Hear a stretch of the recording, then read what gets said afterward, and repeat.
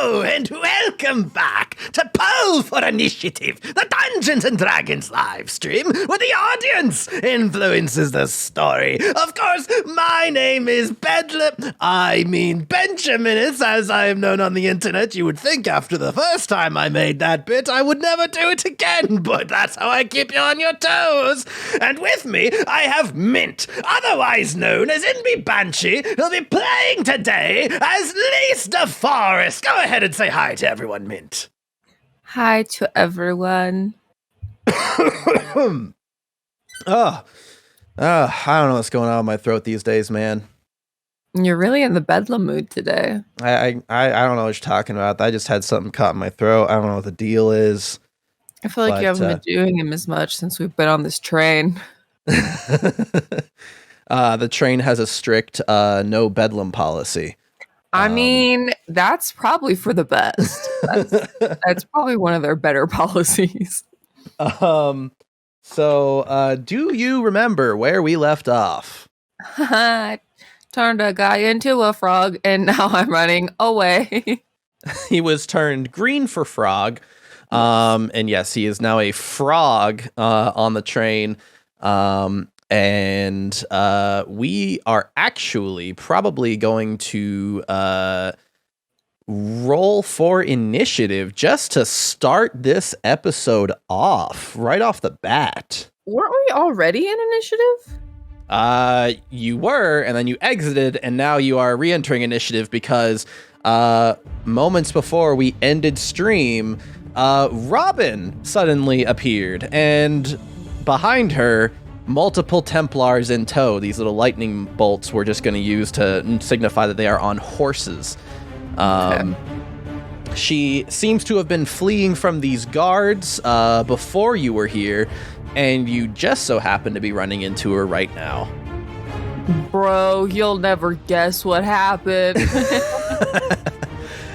So if you would please, could you roll initiative for yourself, Casandra, and Helga? And I'll handle Robin and these Templars. Okie dokie. Here. So a lot is happening all at once. Robin is running through this grassy plain just to the left of the train with multiple Templars in tow, and she says, "Lise? Oh hey, I was looking for you." Yeah. What? You're back? Oh shit.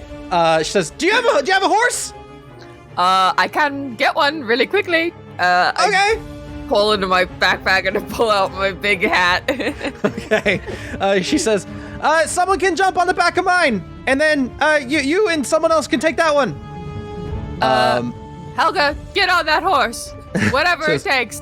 She says, okay, Helga will you channel all of friendship for this purpose. Okay.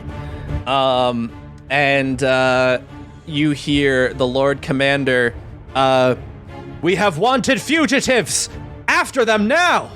And you see through the cracks between these train cars, two Templars rushing toward these horses. Oh no. So two more Templars on their way. And Robin says, we gotta go! I know.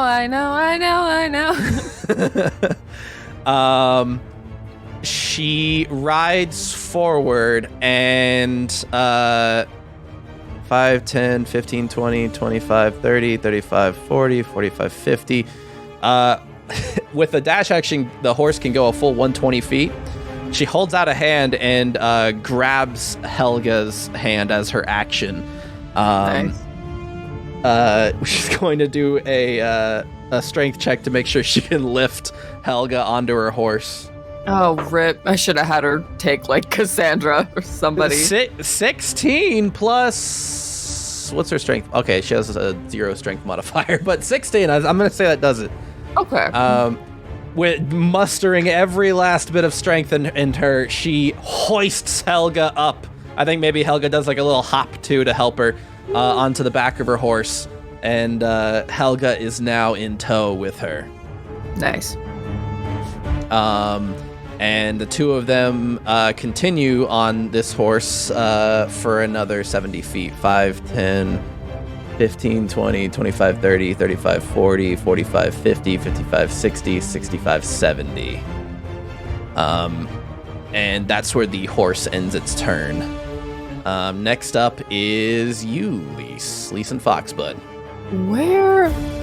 What is the picture? Did you make Robin's picture an eagle? It's an Aarakocra. It's like the default Aarakocra picture.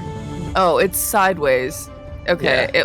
it looked like just a bald eagle, and I was like, that's a little bit weird. Yeah, I mean, it wouldn't be completely wrong, but yeah, no, that's just the default Aarakocra picture. Image. Yeah, that's really funny. Okay, Foxbud is gonna get small again and crawl into my bag again, so I don't have to worry about Alright.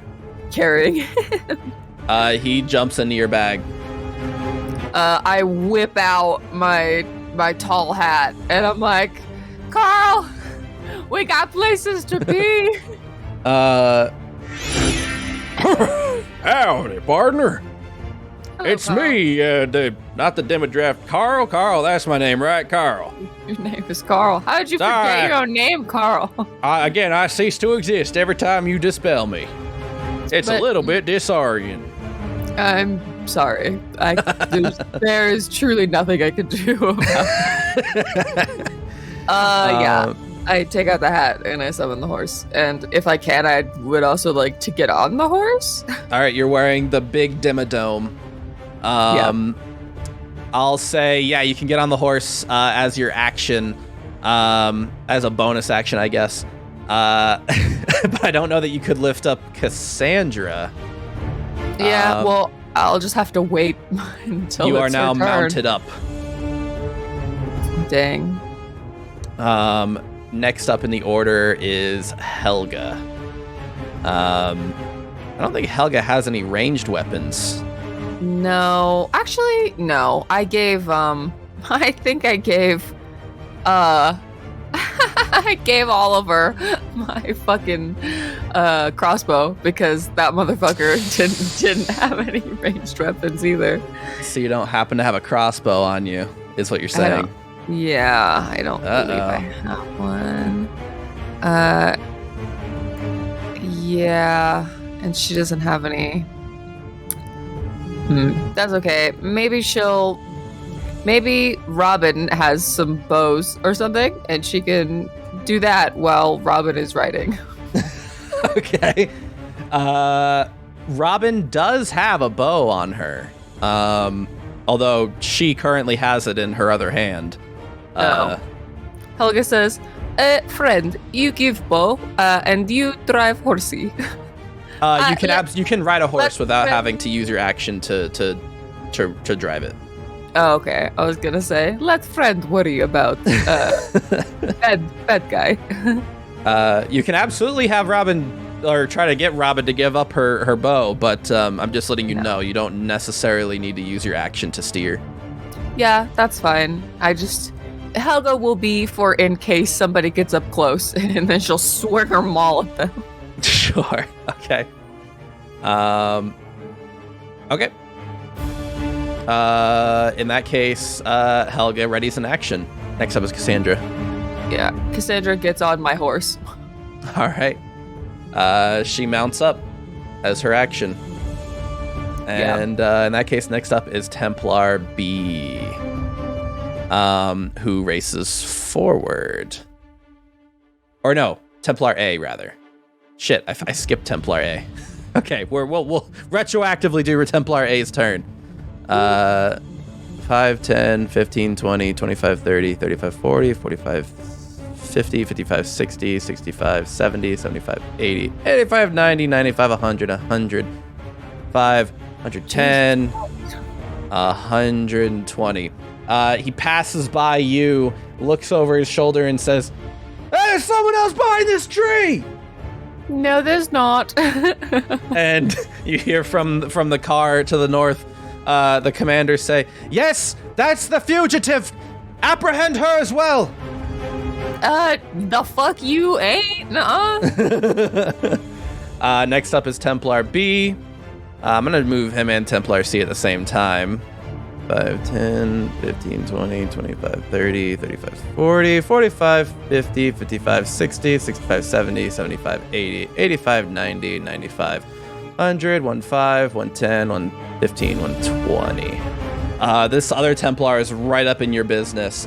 He's riding up and sees you behind the tree trunk on your demo draft horse, Carl, and is he was just barely to get up close to you, and he yells, "Turn yourself in now, on your knees, off the horse!"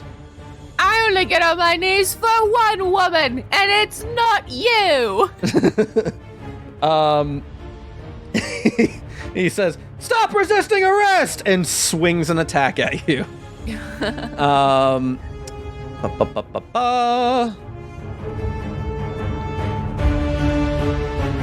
Give me 1 second. I should have had this open and I forgot to. Here we go.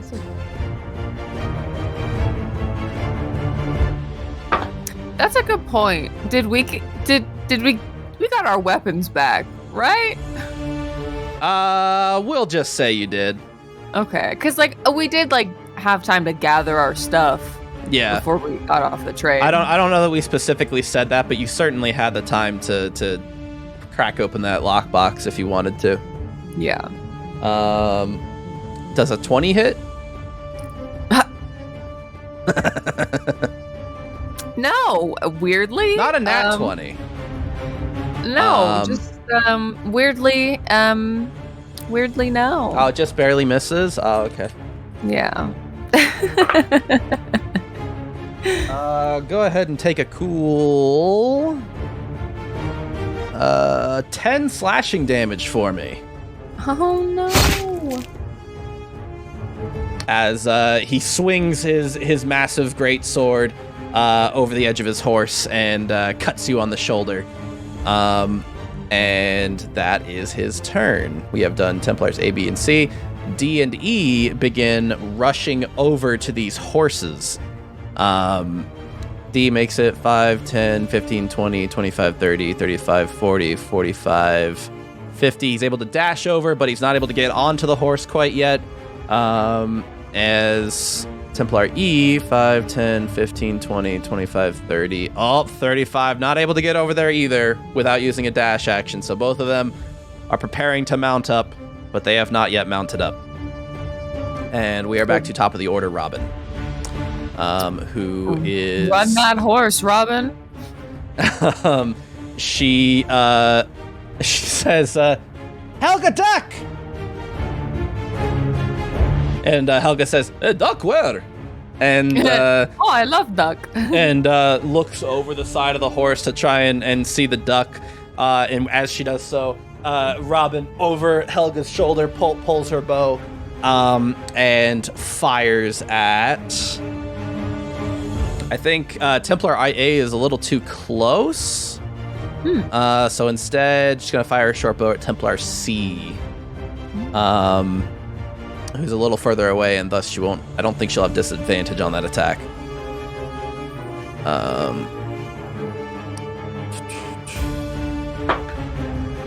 An 11's not going to hit. The arrow flies right over his shoulder. Aww. Next up is Ulysses.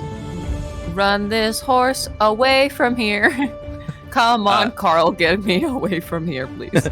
Do you want Carl to take a full dash action? Oh, yeah. Okay. Come on, Carl. Because horses can also take the dodge action so that that themselves and their rider will have advantage, or attacks on them will have disadvantage. Or actually, no, dodge I believe adds AC. Hang on. Let me check really quick. I think it adds advantage. I have to check really quick. I've no one ever wants to use dodge, so I often have to re-look up what it does. Listen, you get hit or you don't get hit. Dodge. You take a dodge action, you focus entirely on avoiding attacks until the start of your next turn. Any attack roll made against you has disadvantage. Okay. Yes. So they will have disadvantage when the horse does that. However, it cannot dash in that case. So 5, 10, 15, 20, 25, 30, 35, 40, 45, 50, 55, 60, 65, 70. You're able to get next to Robin. I assume you just want to keep going. Yeah, I yelled to Robin, so where are we going? She says, away from here! Okay, cool, yeah. 5, 115, 120. And with that, it is Helga's turn. So, is it my action to move the horse? Oh, sorry. You're right. So to steer, I believe, requires an action, yes. Okay. But once the horse is running in that direction, you can just let it keep running in that direction. Okay. So I'm going to say, yes, your action was taken. However, Foxbud can still do something. He can't. Okay, fair enough. He's a little baby boy right now. Fair enough. Next up is Helga. Nobody's close enough for her to hit, so Yeah. she'll just Okay. save her action. She can also jump off the horse and try to steal one of their horses. I'm gonna say no for now. Okay. She keeps that action ready then. Templar A. Or actually, no. On Robin's turn, did I move them? No. I did not move them. That's right. Okay, I was wondering why they were so close. Okay, 5, 10, 15, 20, 25, 30, 35, 40, 45, 50, 55, 60, 65, 70, 75, 80, 85, 90. They're over here after 90, 95, 100, 15, 110, 150, 120. And I think all the other Templars are going to continue their chase. So I'll just move them all at once when we get to Templar A, which is now. Just to save time. 10, 50, 55, 60, 65, 70, 85, 80, 85, 90, 95. Well, 100. Oh, god damn it.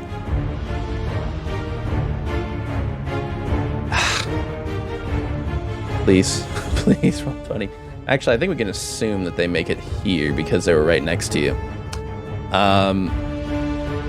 So they all get to those positions, and I think from here on out, since you're all riding, unless one of you steers, I'm just gonna move you all at once. Yeah. Next up is Cassandra. Cassandra's gonna flintlock this Templar who hit me in the shoulder. Okay. So it's all of her weapon attacks are the same, right? Her flintlocks are the same as her rapier attacks. Yep. That's just how her stats panned out. Yeah, that's fine. Ooh, shit, Cassandra, pop off, bitch. What you did? 18 plus 7 to hit. That'll do it. Yeah, so that's the first one. And the second one, 12 plus 7, so 19. So the total damage done is 19? No. That was to see if both attacks hit. Oh, okay, gotcha. 19 is a non-magical attack. That hits. Okay. Damn. Okay, so both of them hit, so that's a D. Oh shit. Okay, D8 plus 3 for each of them. That is 8 damage for the first one. Okay. And 4 damage for the second one. Nice. Both of those hit him. One of them punching clean through the armor and gashing him on his upper shoulder area. And he says, fuck! She's shooting close range. That shit's more powerful. And with that, Templar B is going to take a turn and swing at her. Oh no! with his greatsword. Oh God. How the fuck do they have great swords while riding a horse? Aren't great swords two-handed? Yes. Well, how is he wielding a two-hander on a horse? We already established that you don't need to take your action to steer the horse once it's riding in that direction. Yeah, I guess so. The good news is he rolled really poorly. I'd assume that an 8 does not hit. No. Cassandra laughs at him. She's like, "You idiot, trying to wield a greatsword on a horse." Right as he lifts the greatsword back up to swing at her, going for her head, the shot connects with his shoulder, and he like loses control of the greatsword a bit and nearly falls off his horse, but manages to stay on. Idiot. Next up is Templar C, who is not close enough to attack. And next up is actually wait, hold on. Let me check their inventories really quick. I think I do have handheld crossbows for them. Yes, okay. Duh. Why wouldn't I have done that? C readies their crossbow and aims at you, trying to stop your horse.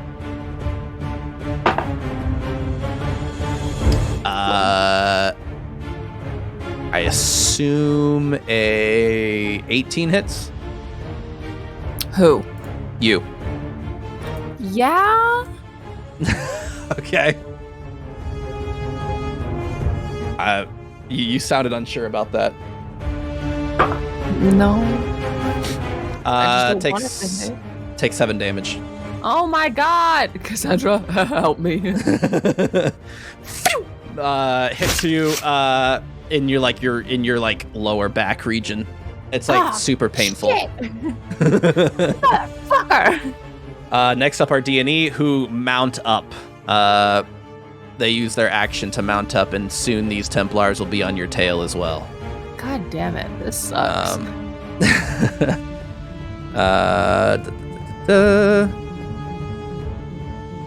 Okay, they are mounted up. And with that, we are back to top of the order, Robin. And with that, I'm going to move all of your horses, all of you 120 feet forward,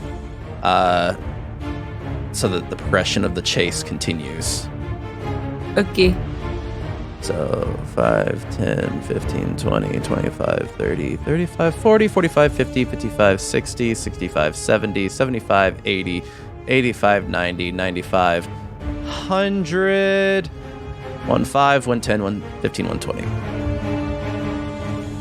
So what happens when we run off the map? Oh, I wonder. I bet Ben hasn't prepared for this. Okay. All right, now it's Robin's turn, who is going to aim at Templar A. She says, Helga, frog!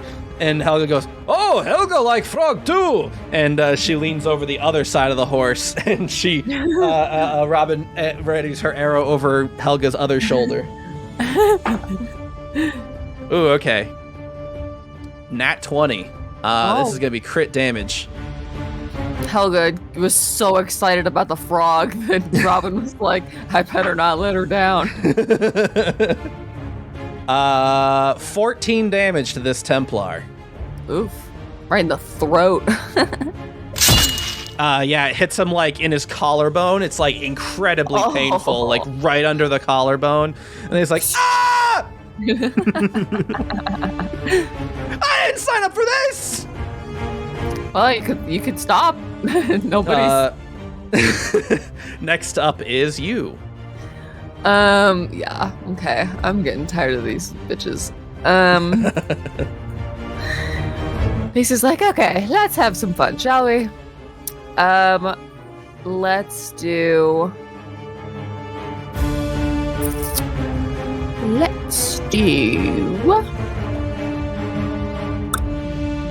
How many is. So it's 3. An additional ray above second. So it's 4. Let's do 3rd level Scorching Ray. And I get 4 beams. So I'll do 2 on Templar A, 2 on Templar B. No. Yes. Yeah, let's do that. 2 on A, 2 on B. Okay. So let me roll for each of them to see if they hit. First 2 will be for A, last 2 will be for B. Makes sense to me. 24. That'll do it. 16. That'll not do it. Okay, so the A gets 1. So 22 and 16. 12. That won't do it. And 15, yeah. Wow, okay, that sucks. Only one hit. Jesus, okay. Who you want that to hit, A? Yeah. Okay. Give me damage. Damn, that didn't go how I wanted it to at all.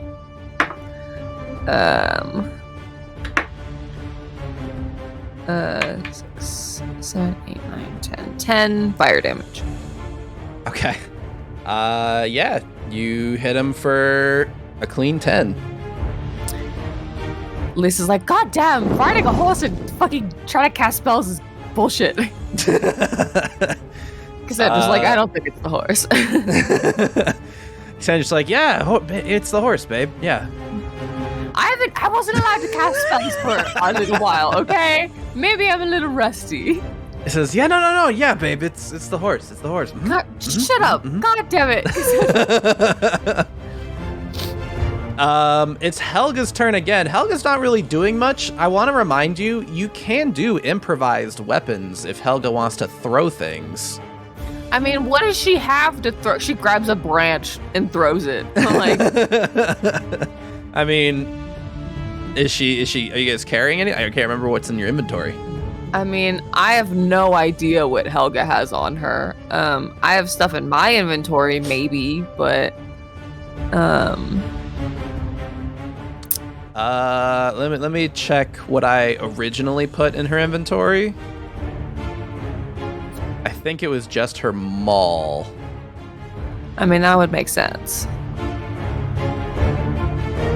Throw her maul. Do it. No. Do 4 damage and completely get rid of her maul. Yeah, what the fuck? I mean, yeah, there's just not much I can do about that. I'll have to get her a crossbow or something at some point, but for now, there's not much we can do. She just keeps her hammer ready. She says, Helga will wallop Templar right behind us. If Robin, you slow horse down a little bit. I mean, that's up to her. Robin says, what? You want me to slow down? Just a little bit. I hit a big scary man behind us, and he don't bother us no more. and and she says, all right, you're the big girl, so let's do it. And she actually, we're going to say she slowed down. And so the horse didn't go quite as far as everyone else. And now Helga is within range. Oh, it's over for you, bitches. They get within range and Helga, there's like that notification. Helga in range. Doing a pretty sick attack. You want to roll? Or do you want me to roll? I have to decide whether I want her to start raging. She's gonna enter a normal rage, not a frenzied rage. Okay. Okay. So she just gets so it's a +3 with strength weapons. But she doesn't get that bonus attack. Okay. Yeah. I think she gets 1 bonus attack, right? Or is that from the frenzy? And the frenzy gives her 2 bonus attacks. No, the frenzy attack gives her a bonus action attack. It's been 2 weeks and I've completely forgotten how to play this game. Yeah, I believe she just gets the 1. It doesn't say anything about getting. She gets extra damage when she's raging. Oh, that must be what I'm thinking of. Yeah. Okay. Anyway. Oh,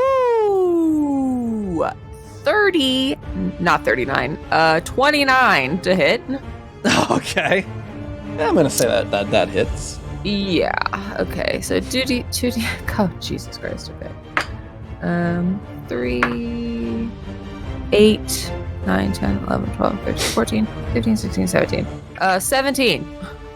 17 damage. Yes, sir. God damn. Okay. Helga's a fucking monster. It hits him right in the chest and like dents his armor.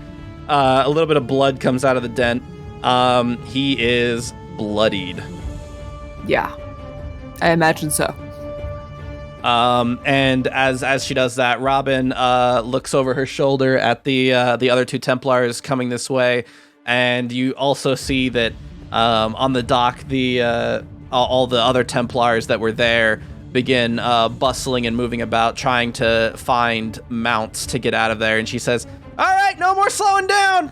We gotta get the hell out of here." Yeah, I think fighting is maybe for later, and running is for now.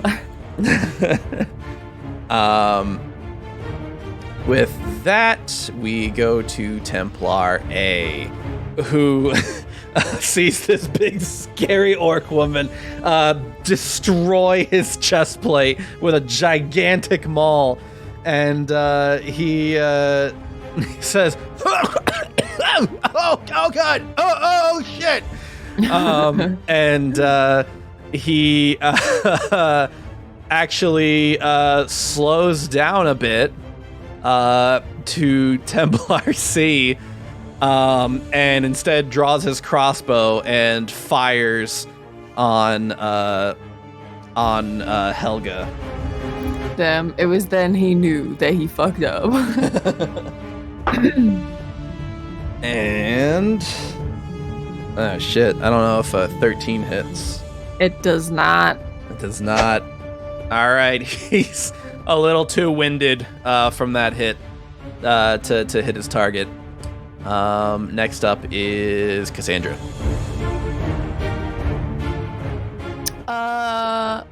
Let's have some fun. Let's do.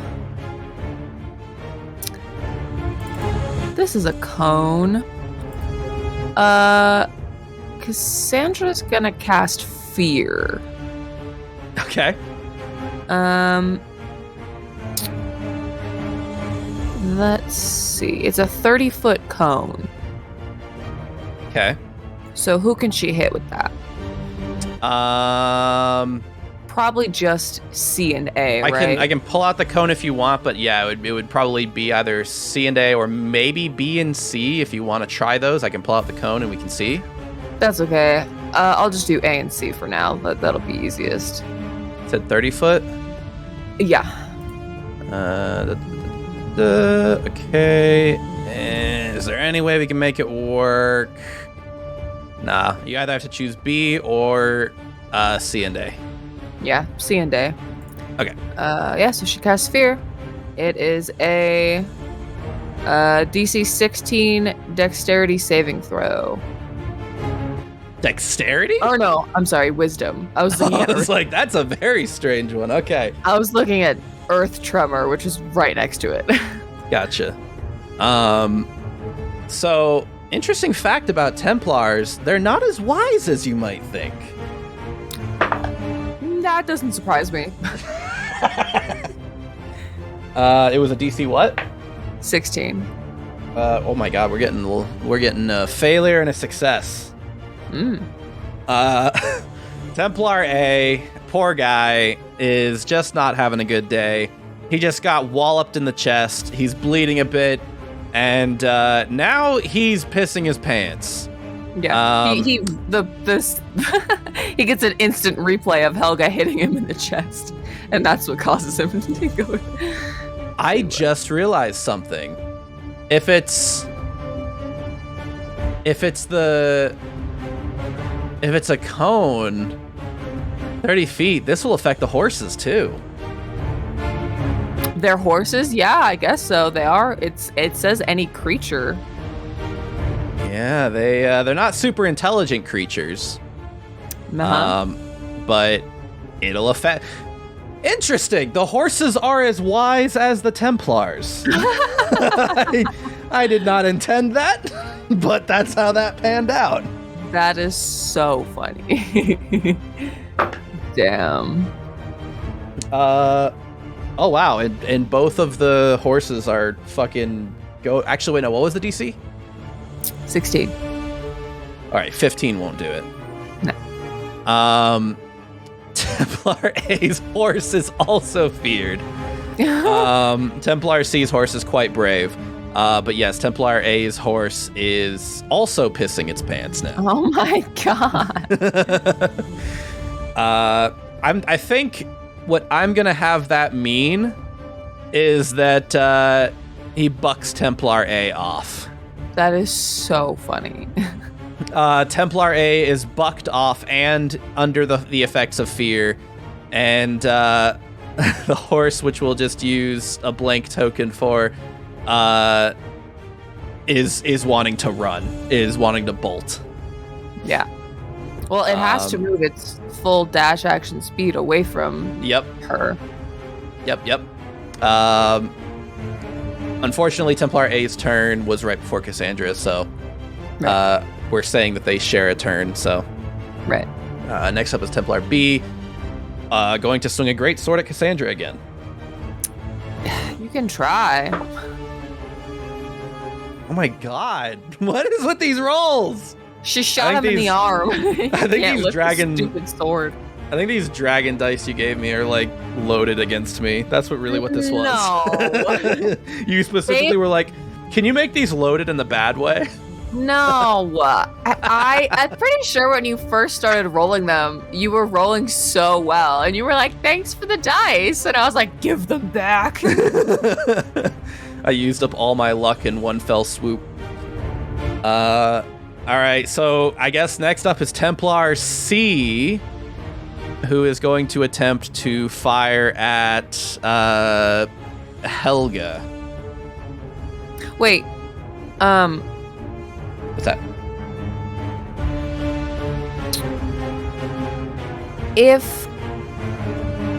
Oh, never mind. You have to be damaged. I was gonna ask if Cassandra could hellish rebuke, but he missed, so never mind. Gotcha. Yeah, that only happens if the hit lands. Yeah. I think an 18 should hit. Cassandra? Not Cassandra, Helga. Yes. What's Helga's armor class? It's 14. Well, no, it's higher when she's raging, right? I think. Or no, she gets that bonus specifically from being unarmored. That's right. Yeah. Oh, but she gets resistance to bludgeoning, piercing, and slashing damage. Okay, so it's halved. Yes. Got it. In that case, she's looking at 1 damage. You tickle Helga. Yeah, she says, "Oh, that tickled." Helga is oh, Helga is laughing right now. You funny guy. Oh, that was supposed to hurt Helga. You are a very funny guy.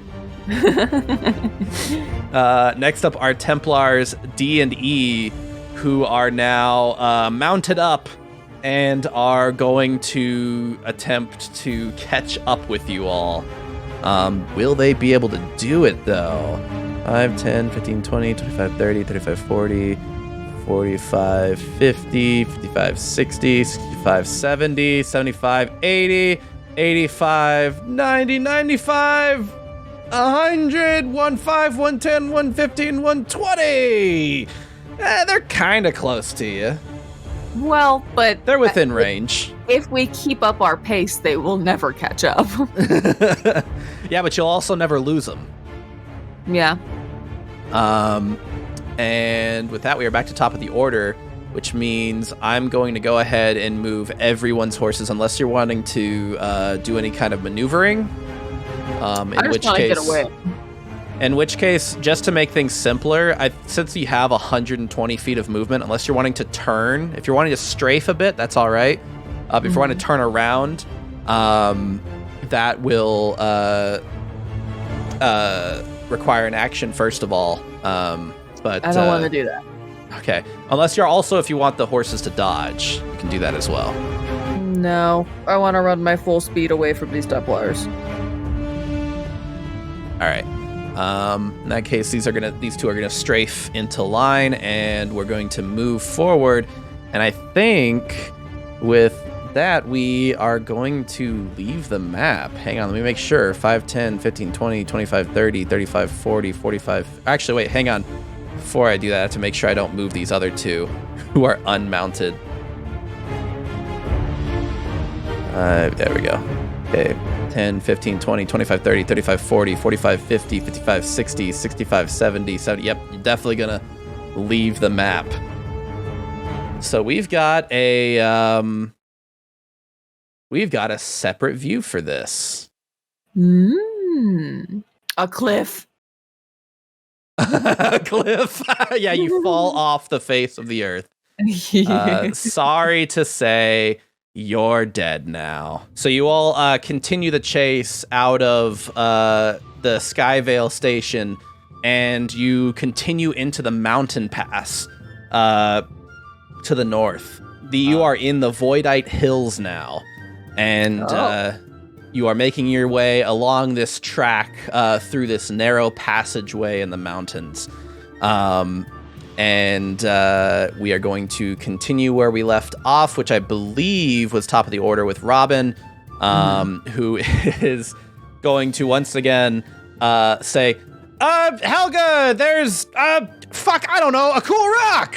And she points over the side again, and Helga says, Helga, love cool rocks! And she looks over again, and once again peeks over her shoulder and fires at...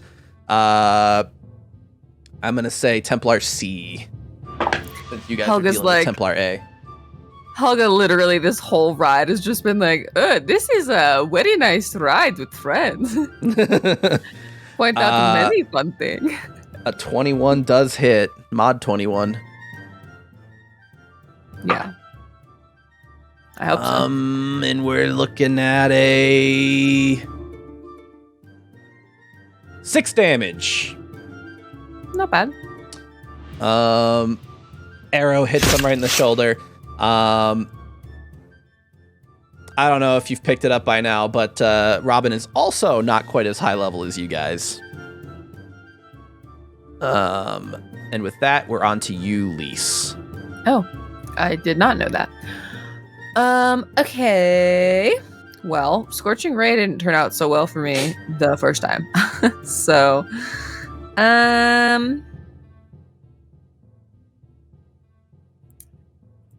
let's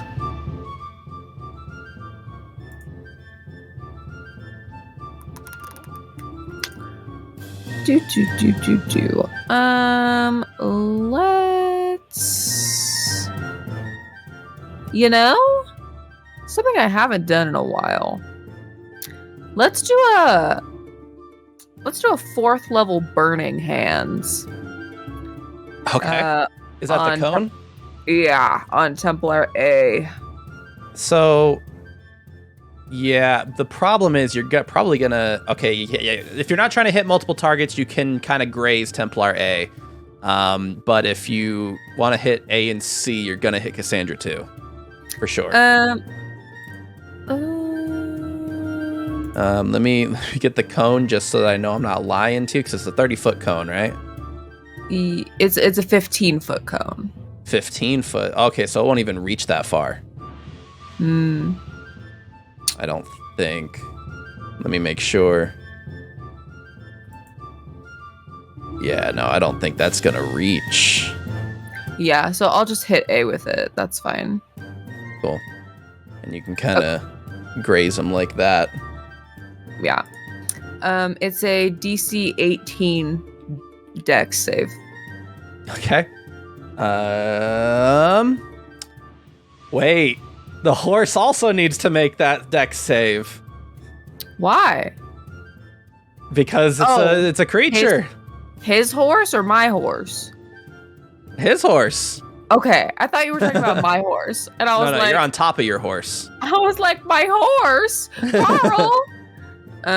Well, rip their horse, I guess. Oh my god, he's less dexterous than his horse. Damn, good. Maybe the horse will get away. It was a DC what? 18. Neither of them. So Yeah. both of them take full damage. Yes, sir. Give me just a second. All right, I'm gonna start including horse health. 9, 10, 11, 12, 13, 14. We're gonna have some horse death on this stream. 19, 20, 21. Nope. 21 plus 4, 25. 25 total damage. Yeah.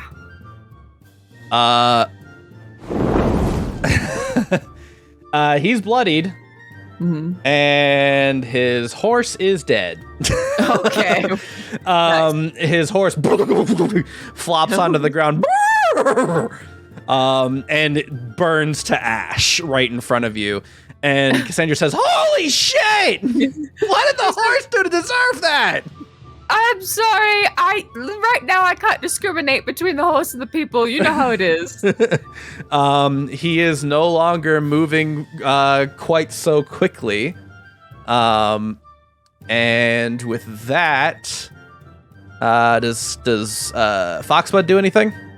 Nah. He's just a baby boy. Okay. As you're running through these hills, you hear a loud noise. Oh God. Rock slide?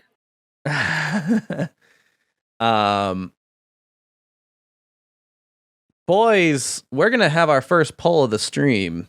Oh God. I think something's approaching Lise. No. No approaching. Deproach. Approach the other way. And it's approaching rapidly.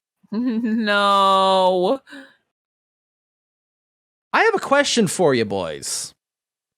Is this thing that's approaching, is it flying or is it skittering? No. No.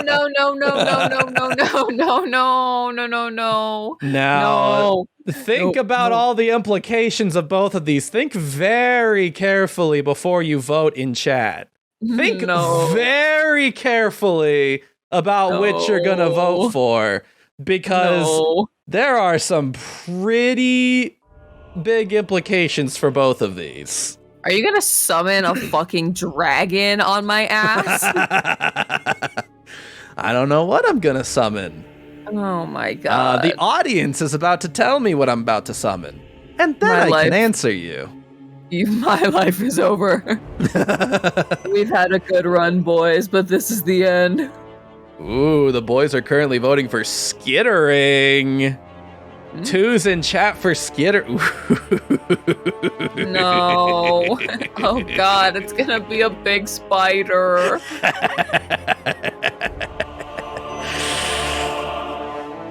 Can I be honest with you, boys? No. Can I be honest with you, boys? No. I was actually really hoping you would choose this. No. Whoa. No. I was really hoping for this. I love that you said you were not going to be in chat and you were just going to observe. And every time I look over, you are saying something. Sorry. You hear in the hills of this mountain, you hear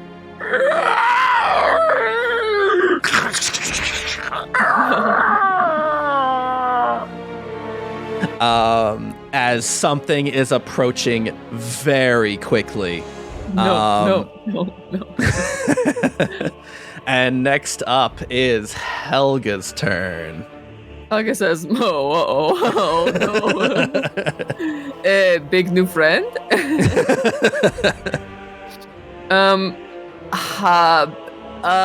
Helga's gonna ready an action for when whatever that was appears.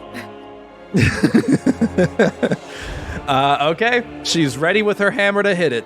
Says Helga will crush. What you say it was? Big spider? Hey, Helga good at squishing spider. They're very small, smaller than boot.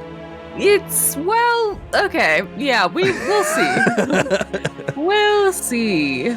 Next up is Templar A, who looks rattled, and he says, "We gotta get them quick. We gotta get them quick, and we gotta get the hell out of here." Well, your horse is dead now, idiot, so you're not going anywhere.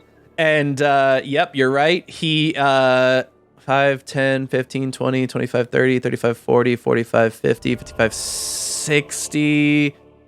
So with a dash action, he can, he can keep up with half of the horse's, speed here.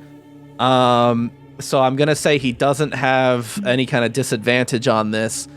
He's going to attempt to climb onto the horse with Templar D's help. All right, good thing he has help. Okay, and he is on the horse, riding on the back. And so with that, we move on to Casandra. Casandra, what the hell was that? I don't know, but I don't like these mountains much. I don't like them either. Let's never come back here, okay? Cassandra's like, deal. She says, yeah, hey, you want to go back to the train? You know, the Templars are sounding really good right about now. No, I think I'd rather face whatever this is than Officer Nightlight. What does she do? I think that since we heard that, she's maybe gonna save her spells. Okay. So she'll just do a double flintlock on Templar C. Okay. You didn't adjust my health, by the way. I'm still at 21. Oh shit! You're right. My bad. Good catch. Honest player. Yeah, I know. I'm good. Okay. Go ahead and make those attacks. First one is a 12. Okay, that will not hit. Yeah, I didn't think it would. Second one is also a 12. Okay, so miss. All right, both the shots miss Templar C. He's shaking so bad from whatever that noise was that he accidentally dodges both the shots. Now Cassandra's like shaking. She's like, I don't like that. I don't like that. They're both shaking. Yeah. Next up is Templar. No, B is feared. Taking him off the list. Yeah. Templar C. Okay, Templar C is the one you fired at. He pulls out his crossbow. Bro. Shit. I rolled damage before I rolled the attack. Don't hit me, bro. Will a 16 do it? Who are you trying to hit? Casandra. Yeah. Rip. Okay. And in that case, I'll take the damage I just rolled, and that is 5. Okay. And she's gonna hellish rebuke as her reaction. All right. Is that for ranged attacks? I thought that was only melee attacks. Let's see. No, it's just in response to being damaged by a creature within 60 feet of you that you can see. Okay. All right. That's her reaction then. What am I looking at? It's a DC 16 Dex save. Okay. 12 will not do it. Nope. So that's 2d10 fire damage. I never get to use my D10. I feel like I hardly ever pick up this dice. I have all kinds of stuff that requires a D10, so I can't relate. So that's 7 plus 1, 8. Okay. He takes 8 fire damage. And he as he's being scorched by this fire, he says, I don't know if we should keep following them, guys. Maybe we let these ones get away. I don't know, like, what the sound of that thing was. Liz is like, yeah, let us get away. And the other Templars say, no, if we come back empty-handed, the commander's gonna flay us. She'll be 10 times scarier than whatever the hell this is. Liz is like, I'm gonna flay you if you keep following me. Next up is Templar D, who use their action to help A onto the horse, and so next up is Templar E, who is going to maintain speed, and 5, 10, 15, 20, 25, 30, 35, 40, 45, 50, 55, 60. Okay, little out of range, I think. Which I believe means the attack will have disadvantage. Oh wait, no. This is not out of range, actually. Hand crossbow can go to 120. My bad. I thought it was 60. All right. Fires a shot at Cassandra. And I don't think a 10 hits. What is with my rolls? No. Cassandra's literally unhittable. I'm switching dice. I'm like changing shit out left and right, and I can't hit you. I don't know what the deal is. I'm unhittable. Next up is Robin. All right. Hey, Robin, what the fuck was that? She says, I don't know. We gotta get out of here. And she says, Helga, you should look at whatever that sound was. And Helga says, okay, Helga, look for the tiny little baby spider. And looks over, and Robin fires over her shoulder. Okay, a 3 is not gonna hit shit. No. Actually, wait.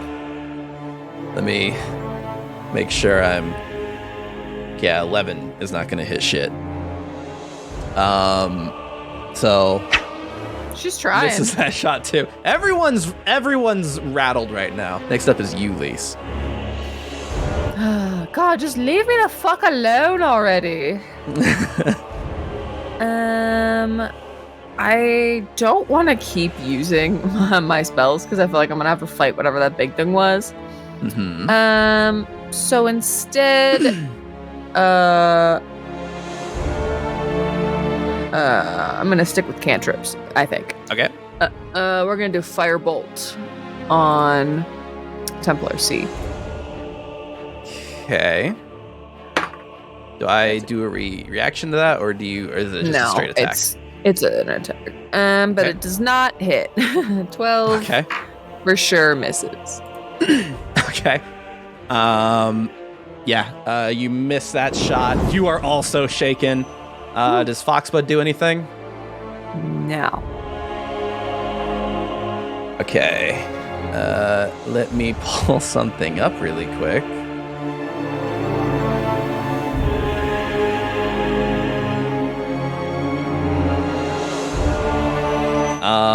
You hear that noise again.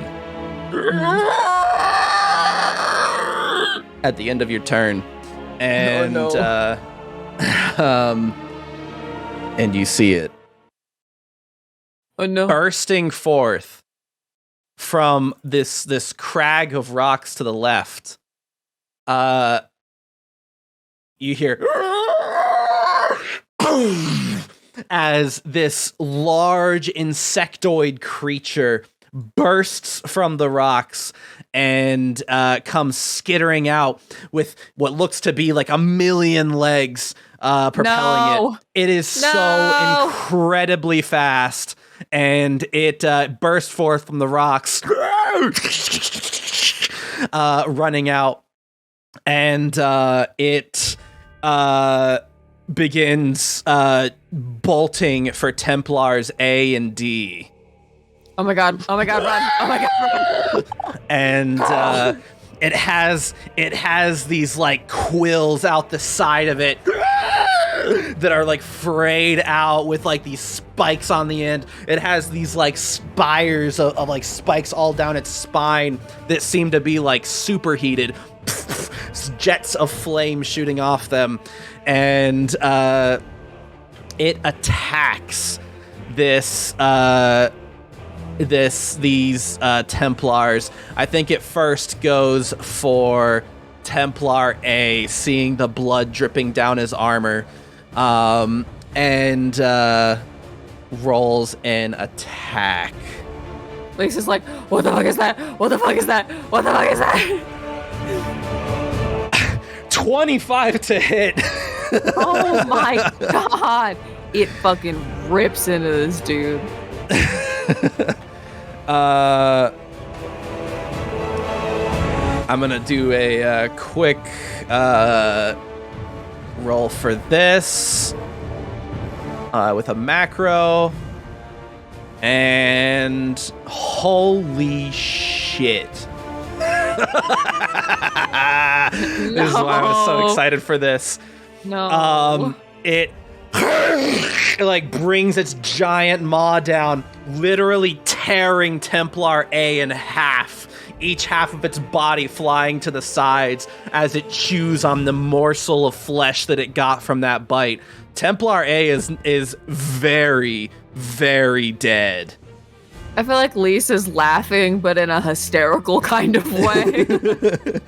Just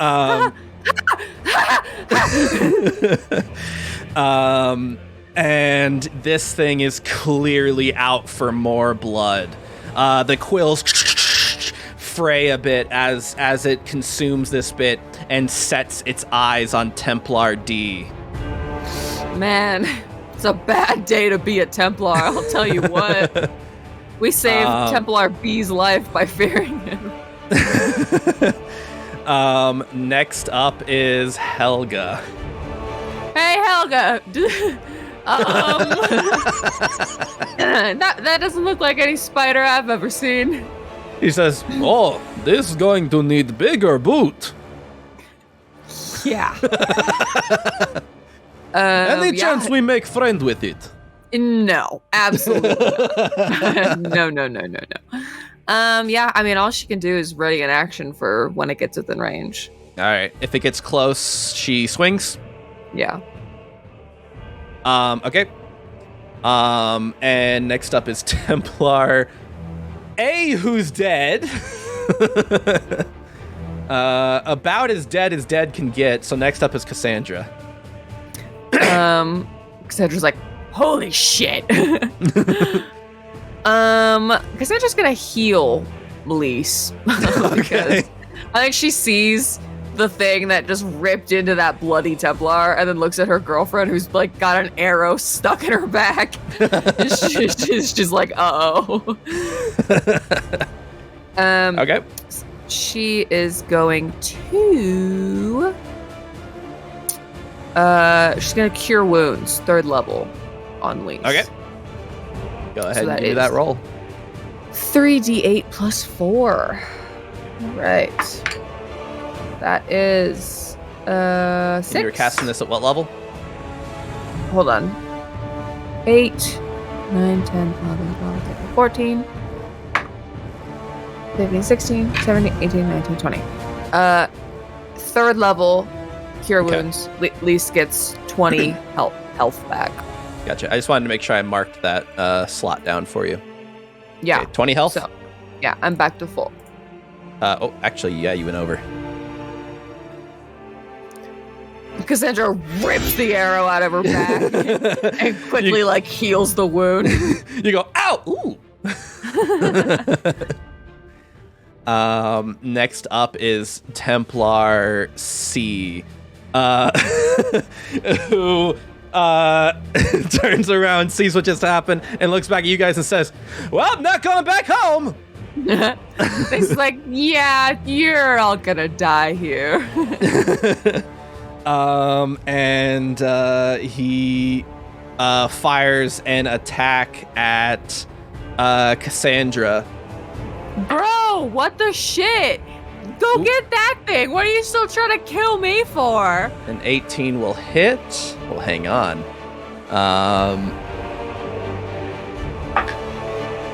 And I assume, okay, yeah. So 3 damage, not really a whole lot. But as that arrow hits Casandra, Templar C says, "Hey, big scary thing! Look, blood!" Well, Templar C is probably more hurt than Cassandra is, right? Neither of you are bloodied yet.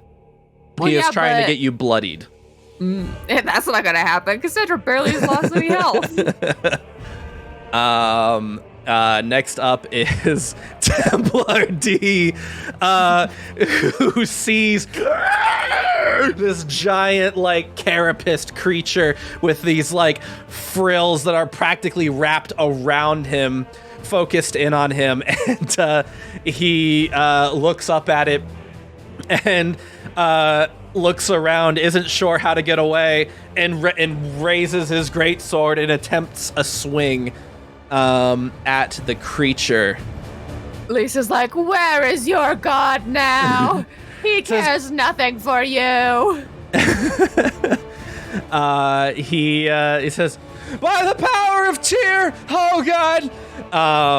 And he actually, yes, swing, yes, greatsword. Okay, sorry, I had to make sure I had the right stat. Oh god, does this hit? Ooh, it actually does. Manages to hit its armor class. Did rolls. we move? I'm just kind of keeping you guys in the same area while you're all running at the full 120 feet per second. Not per second, per turn. Because it's just easier that way. But if you maneuver, we can change it. All right, he rolls damage on this behemoth of a creature. Does 13 damage. Okay. Draws a bit of this creature's blue blood. And as he does so, like, the spikes all up and down its spine have jets of flame shoot off, and he is hit with some of those jets.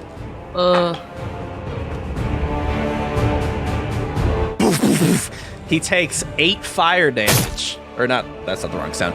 There we go. As these jets of flame hit him back. Oh no. And he goes, "Oh my god, of course, this devil spawn has flames too!"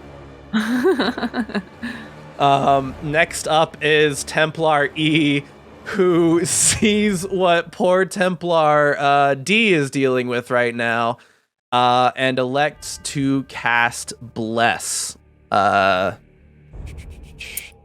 gonna waste your blessing, dude. And Bless affects 3 creatures in range. However, I don't think Templar C, hang on, 5, 10, 15, 20, 25, 30, nope, 30 feet away, that's too far away. So Templar C is not going to benefit from this, but himself and Templar D will. What does maybe he'll do? bless the horse too. Yeah, maybe his horse will live to see another day. Yeah. All right. Yeah. Cast Bless, and now they can have the benefits of that. Him himself and the horse. We'll say blue for Bless. What does Bless do again? They get to add a dice roll onto their attacks or saving throws. All right.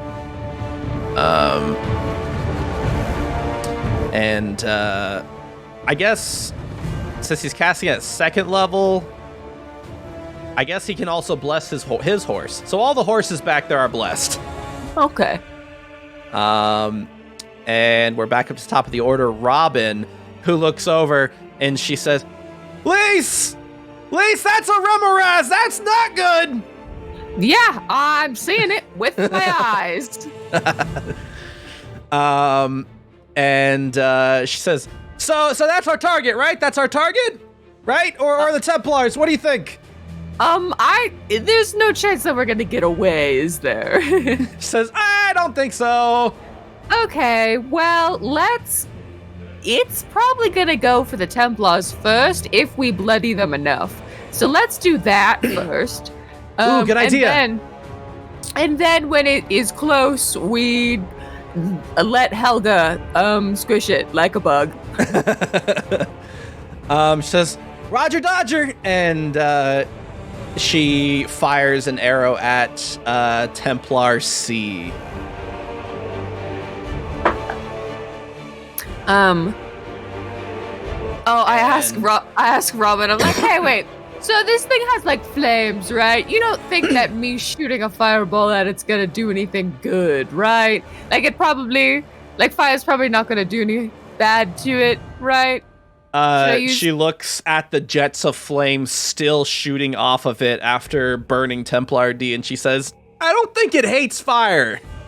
Yeah, we're gonna go with ice probably. That seems good. That seems like a good thing. And she misses Templar C. Oh, rip. She's so scared of the fucking Remoraz.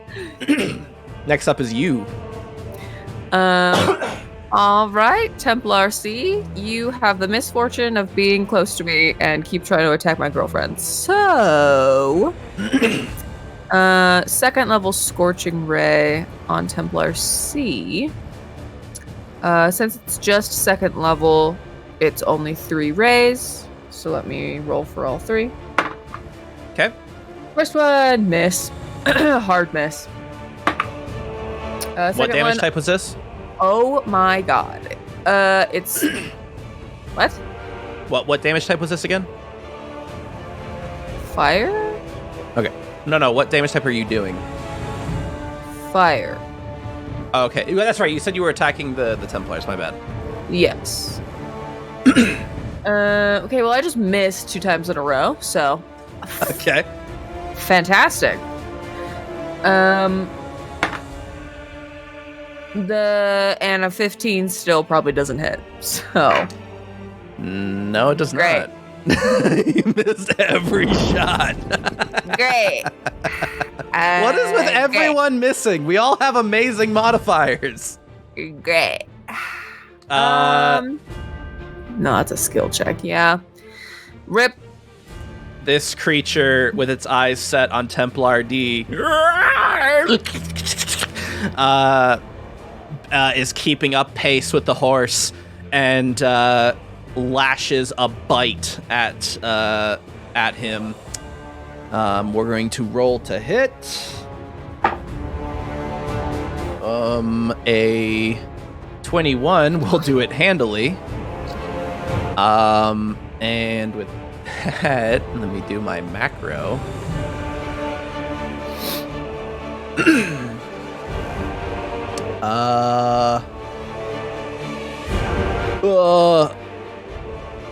33 damage on this poor man, who is now bloodied. But on top of that is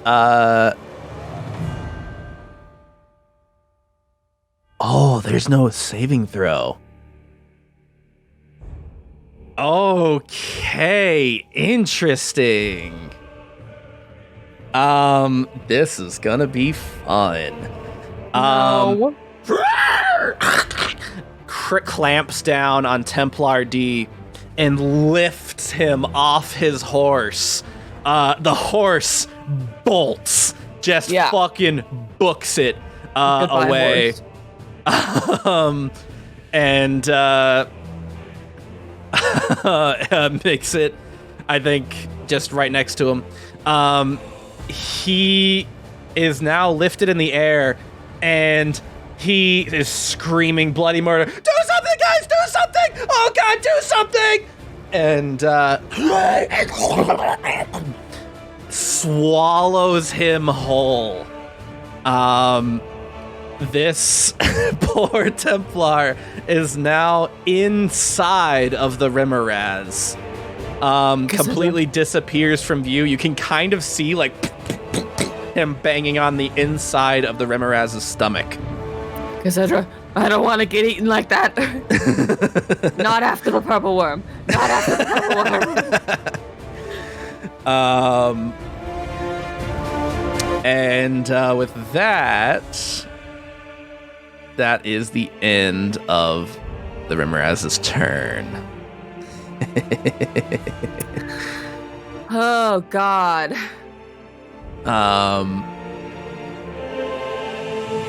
I think. Hang on, I'm reading up something about this creature.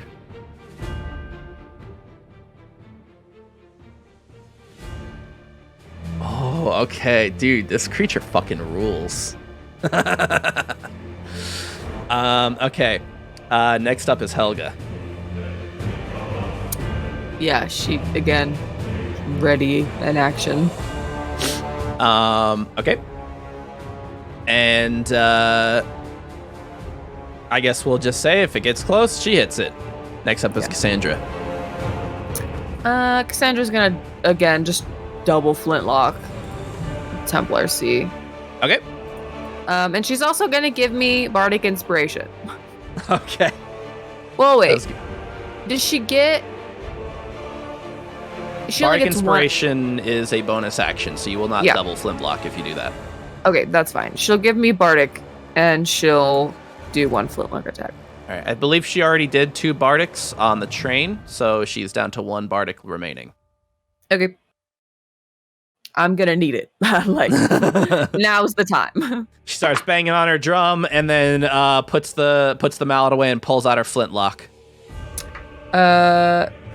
15 does not hit, so fucking misfire. Misses again, but you now have bardic inspiration. Next up is Templar C, who fires another shot at Cassandra, and hits. I believe. I mean, a mod 20 should hit, right? Yeah. And does 5 damage. You know, he's slowly whittling her down, but He says, come on, look how tasty! And next up is Templar D, who, give me 1 second. I have to read one more thing here. okay. Okay, no, it's the start of the Rimmeraz's turn. Okay, good to know. You hear inside the Rimmeraz as something is banging inside of it, and it swings an attack with disadvantage. Yeah. Oh my god. I'm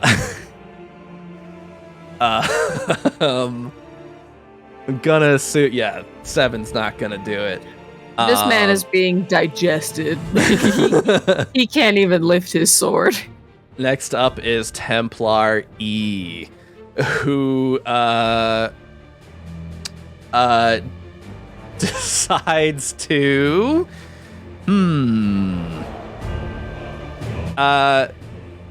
the guy's horse runs away. Yeah. The opposite direction.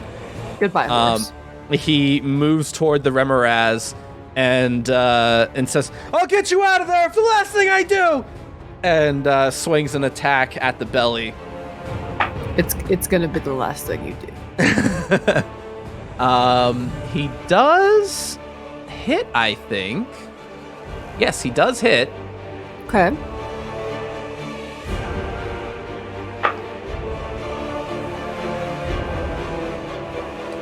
Slashes it for 7 damage. However, as he does so, Jets of flame shoot off of its body again, and he is engulfed in those flames and takes, let's find out, 9 fire damage. And he says, okay, that trade-off didn't seem adequate, but all right. Yeah, you miscalculated a bit. And with that, we're back to top of the order, Robin. Yeah. Keep trying to kill that Templar, I guess. I'm gonna start it. Says, I don't know, maybe we should start whittling this thing down. Yeah, but if you can reach it, go ahead. I just thought maybe you could hit Templar. See better? I'm gonna start attacking it. All right, one more shot at the Templar. Okay. She fires. Ooh, and hits. Finally. Rude. She been missing. Oh my god, does 9 damage. Jesus. Okay, Robin, Queen. Literally. He's not quite bloodied, though. He's close to it, but not quite there. Cassandra's like, ooh, look. Just shut up. And with that, we will go to your turn, Lise. All right. Lisa's like, I've had enough of this. I've had quite enough of this, I think. Let's do 3rd level. Hold on. Let me see.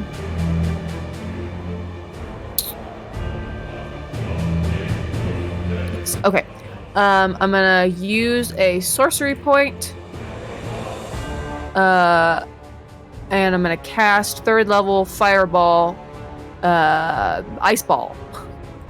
Okay. On just, this area.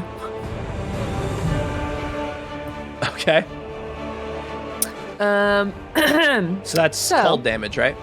Yes. It is a DC 18 Dex save. Interesting. Okay.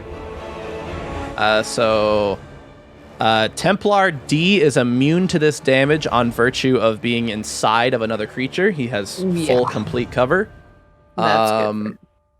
So it'll just be Templar E and the Remoraz.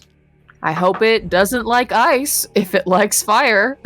I believe the Templar succeeds. It was a what check? 18 dexterity. Dexterity. Let me double check his stats. Got a 19 total. So he'll take half damage. Yeah. What's the damage? Did the Remoraz Go ahead and give me that damage. Oh no. Did I just waste a 3rd level fireball on this thing? Well, go ahead and give me give me that I thought ice might be good, but maybe not. Oh Jesus Christ, okay. Oh my god. Okay. You know what? Give me a second. Okay.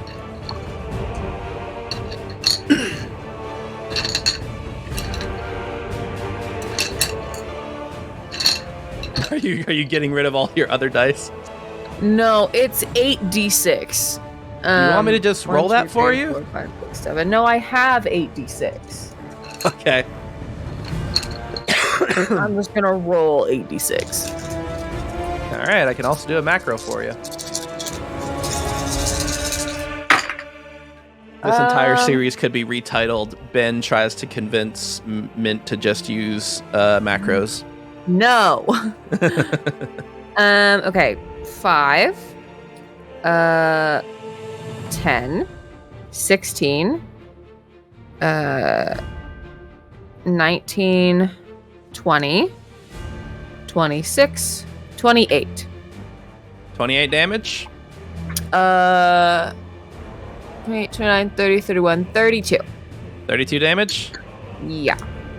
So Templar E, he does not like it, but he does succeed his things to take 16 damage. Yeah. The Remoraz glistens as this hits him. His carapace, the blue carapace with these fiery spires, the blue carapace shimmers as the ice moves across it and is completely absorbed. I think I just hailed it, you guys. God. And next up is the Remoraz. Oh, this is fantastic. I'm having I love this. This is so good. What a good time we're having today. Let's see. Acid, cold, fire. Maybe I'll try lightning next. What's the difference between lightning and thunder damage? Thunder is like it's like the blast of it. It's not so much the electrical part. It's like the force of the thunder. Okay. Oh my god. So let's start with one thing that needs to happen here. Yeah, it's about what I thought. You hear inside the Remoraz.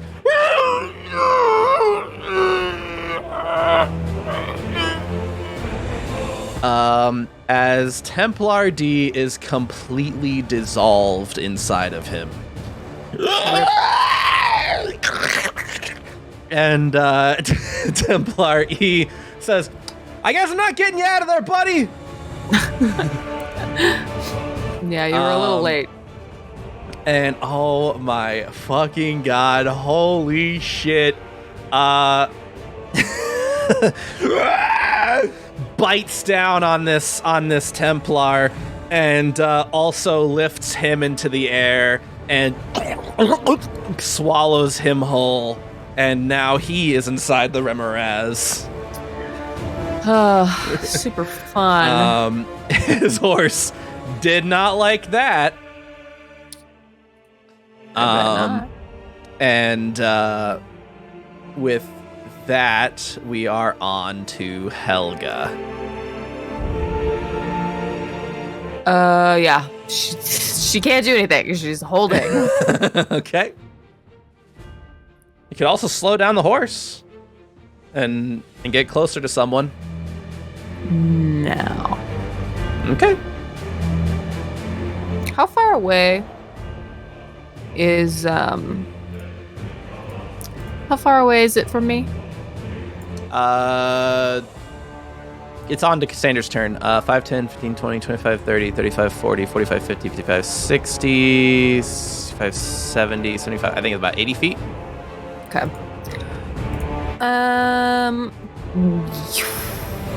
Let's see. Okay, no, that's touch. Definitely not about to touch this thing. Let's try...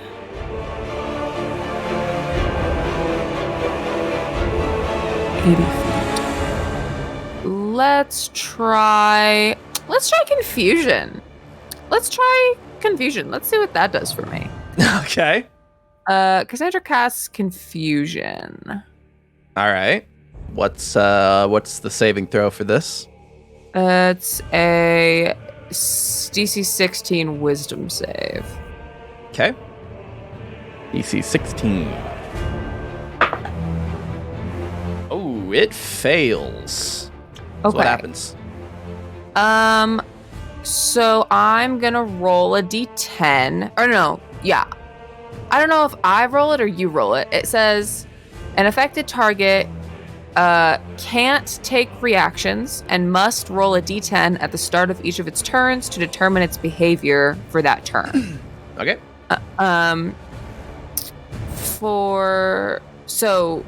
Because I just cast it, I think we roll it now and then again on the end of its turn, or at the beginning of its turn. So roll. Do you want me to roll it or do you want to roll it? So what am I rolling? I don't. A d10. Oh, you can roll the d10. It's your spell. Okay. That's a 1. So Okay. the creature uses all its movement to move in a random direction. To determine the direction, roll a d8 and assign a direction to each die face. The creature doesn't take an action this turn. Okay. Do you want to do the D8 in all the directions? Because that sounds a lot. Could you read that off again? I'm a little confused as to what happens here. The creature uses all its movement to move in a random direction. To determine the direction... Oh! Are the diagonal directions included, I assume? Yeah, I'm assuming. Yeah, like south, southwest, southeast. I only know 4 cardinal directions. There's more directions. Okay. It's confused, and we'll find out what happens where it goes at the beginning of its next turn. And does it get to roll a new save? At the end of its turn. At every end of its turn, okay. Okay, that's Cassandra's turn. Next up is Templar C. Yeah. He will fire another crossbow bolt at Cassandra. God damn it. Leave me alone. He says, fantastic! You've distracted it! And he says, now I've got a chance to bloody you! And he fires a shot at Cassandra. Does a 18 hit. Yeah. 4 damage. Wow, really just whittling her down. Like, yeah, I mean, these Templars, I don't know if you've noticed, they're not ranged attackers. No. They're doing the best they can on horseback, but they gotta get close to you to do any kind of real damage. Yeah. All right, next up is... Well, Templar D's dead. He's not doing a whole lot. No. Templar E, who you also hear inside the Remoraz, and he makes an attack. God, and he fails handily. I don't even need to roll the disadvantage. Yeah, it completely fails. I will do this actually because that's the rules. But Cassandra was hit, and confusion is a concentration spell. Oh, you're right. What do I roll? You have to see if you maintain it. I always forget what that means. I'm pretty sure it's a wisdom check. I think it's a DC 10 or the damage if it's higher. Well, it doesn't do any damage. Taking damage. Whenever you take damage while you're in concentration spell, you must make a Constitution saving throw to maintain your concentration. DC equals 10 or half of the damage you take, whichever number is higher. Yeah. Okay, so 10. So 10 is higher than 2. Oh yeah, she rolled an 18. Okay, so she maintains concentration handily. She's fine. Next up is Robin. Man, kill this fucking Templar, dude. Okay. And she fires at Templar C. And gets a nat 1. Wow. Damn, just rip all over, huh? Next up is Lise.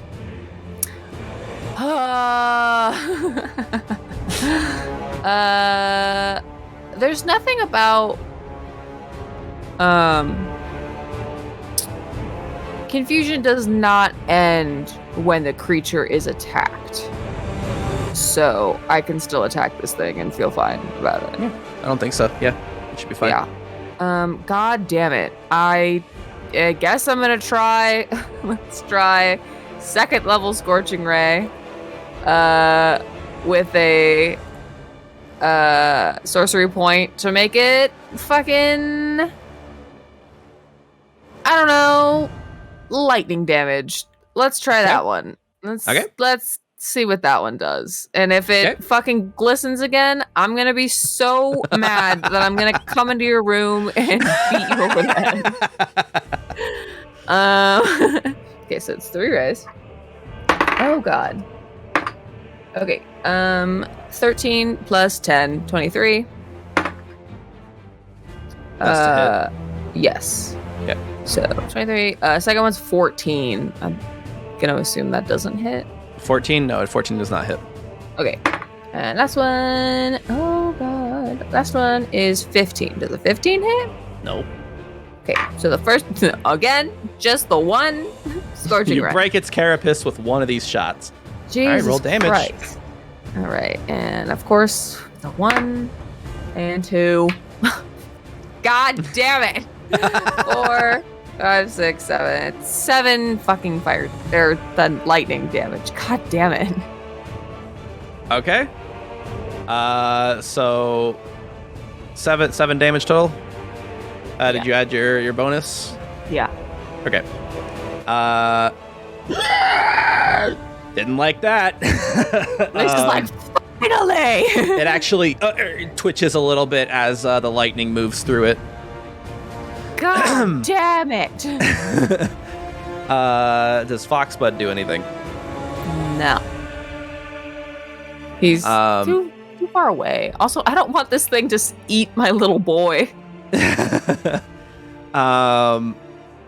Next up is the Remoraz, who is going to move in a random direction. I'm just going to have the direction based on 1 being north, 2 being northeast, 3 being east, so on and so forth. Yeah. 4 would be 1, 2, 3, 4. It would be southeast. Nice. So Get away from me. It just moves southeast from you guys, and is just kind of wandering around, not taking a dash action or anything, just kind of confused everywhere it's running. It's like head is bobbling back and forth as it does this, and the horse that was next to it, you managed to save as it runs away. It had set its eyes on the horse, but it was able to get away with your help. And as that happens, Templar C says, "Hey guys, any chance you want to work together on this? Cause you know what? I'll drop the charges. I'll just say you were too fast." I mean, it's confused. Can we not just run away? I think that thing will catch up to us. Okay. Fine. But if you fucking do any shit after this thing is dead, I will turn you inside out. He says, "Yeah, okay, so we don't gotta, run anymore, right? I guess. I'm not changing. Look, I want to live. I don't want to. If I'm gonna die, I want to die by the Lord Commander's hand. I don't want to be dissolved." Okay, well, you should probably run away then, because this thing is absolutely going to eat you. And he says, "Wait, you're just gonna let me go?" Well, no. No, you're gonna have to fight with us. I mean, hey, if you guys want to stay and fight it and you'll let me run away, that works. I'm down for that. That's a really good deal. I'm not running. I'm not letting you run away for shit. You try to run away, I'm gonna flay you alive. Next up is Helga. Go down there and kick that thing's ass. All right, I don't think we're running away, Robin. I think the best thing that you could do is get Helga over to it while it's confused and let her just go ham. She says, "All right, she cannot control the horse right now. So Helga can either jump off or just hang out. Ready in action once Robin gets her close enough." Let's wait until Robin can get him close. Okay. She readies an action to smack this thing. Next up is Cassandra. Well, Cassandra has to. It needed to make its wisdom save again. Oh, you're right. You're right. Thank you for catching that. Because if it breaks its concentration, I'm just gonna cast another spell. All right. It rolled a 5 total. 5. Okay, so that is not gonna do it. So Cassandra can feel free to do whatever.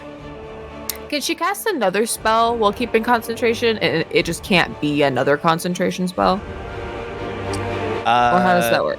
No, only one concentration spell at a time. Yes, but I'm saying she can cast another spell. It just can't be a concentration spell. Okay. Yes. Okay. Fuck. Well, I don't have that many damaging spells. She's just gonna. How far away is it now? It got farther away. Yep. You want me to count it out? 5, It's- 10, well- 15. Is it within range of Cassandra's flintlocks? 25, 80, 85, 90, 95, 100, 105, 110. I don't think I think the flintlocks might be the ones that I was thinking of that didn't have a super long range. That had only a 60, so yeah, I think it's out of range for her. Okay. Maybe heal herself a little bit. Gonna Sure. first level cure wounds on herself. Okay. Roll it. 1d8. It's 6 plus 4. 10. 10 health. It's 10 health. Yeah. All right. She casts Cure Wounds on herself. It's up to 50 out of 57. And Templar C says, can I get some of that? Well, not right now. We'll see what happens. Next up is Templar C, who says, all right, you guys are going to back me up, right? Yes, now go. You promise? Yes, now go. You swear? Oh my god. Lisa's like, go right now or I'll fucking light you on fire. And he begins riding toward it.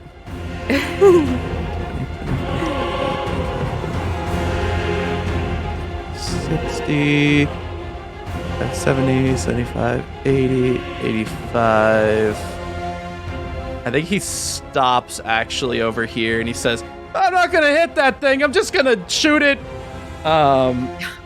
And fires a crossbow bolt at it. Misses entirely. Yeah, that doesn't Says, surprise me. I swear I was trying. I'm trying. And next up is Templar E. Rip. Goodbye. Oh, which actually, Got I dissolved believe, a while ago. a little while ago, you heard as he is dissolved inside of the Remoraz. All right.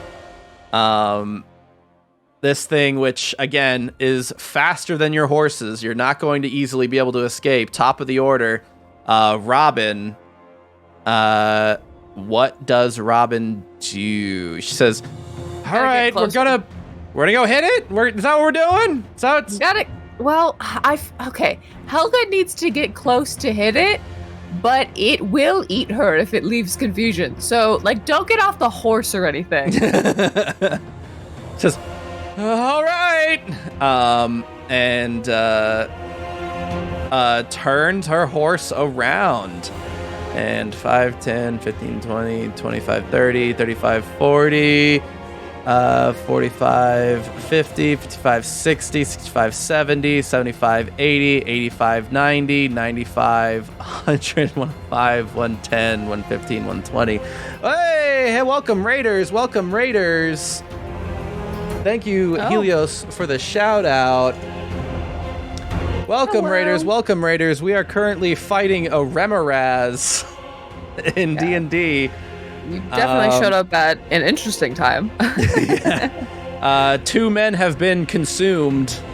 And this Remoraz, if it can get out of confusion, is going to attempt to consume more. Oh, thank you for following, boys. Thank you. Taffy Cat and Scronin Animation, thank you for following. But yeah, thank you for raiding. How was your stream? Very sorry, we are deep in combat right now, so I'm not gonna try and derail this completely, but I hope everything went well for you guys. Yeah. And we need to pick back up where we are. Robin was not able to get Helga all the way up to the Remoraz. She's able to get close, but not quite there. That's all right. She'll get there. And she used her action to steer the horse, so she can't fire, can she? Yeah, so she had to steer her. Yeah, if she uses an action to change the direction of the horse, we decided that meant that she can't use her action to fire. So that is her turn. It is you now. That's fine. Okay. You are controlling the demo draft horse. Yeah. All right, Carl. Actually, Carl is like sentient. Can he not like control himself? That's true. Yeah, he could. He is an intelligent creature, so you can just tell him what to do and he'll do it. Carl, I need to get over there, but not so close that it can eat me. So, like, hey, Carl, you want to get me in range of this thing? Like, that seems ill-informed. Okay, well, I don't have another choice, Carl. All right, just if you get eaten, try to make sure it doesn't eat the hat. All right, I'd like to keep on living. Yes, I get it, Carl. Thank you for your concern. He runs closer. Where do you guys specifically want to be? I think you're close enough that you could be anywhere north of this thing. Again, like 60 feet. That seems good. Within 60 feet? Mm-hmm. And 15. Oh, shit. Close 5, enough 10, that 15, 20. Casandra can flintlock it, at least. 60. Okay, you're going to be right up next to Templar C if you do that. That's fine. As long as he doesn't try any shit. Okay. You are now closer to the Remoraz. And with that, it is the Remoraz's turn. No, it's my turn still because Carl moved on his own. You're right. My bad. Go God. ahead. I keep forgetting that that Carl is a real sentient horse. Okay. Okay. Well, at least it's like I'm so scared of this thing. I have to kill it like right away, immediately. Let's try. Okay, the scorching ray has really fucked me in the ass this entire time. So I guess I'll go with what I know works. I'm gonna use my last 3rd level fireball, with a fucking sorcery point to make it lightning. Okay. Yeah, no, I'm gonna hit it with the fire. Yeah, hit it with the fire again. Let's see how it goes. No. Okay, and because it's confused, does it still make a dexterity save?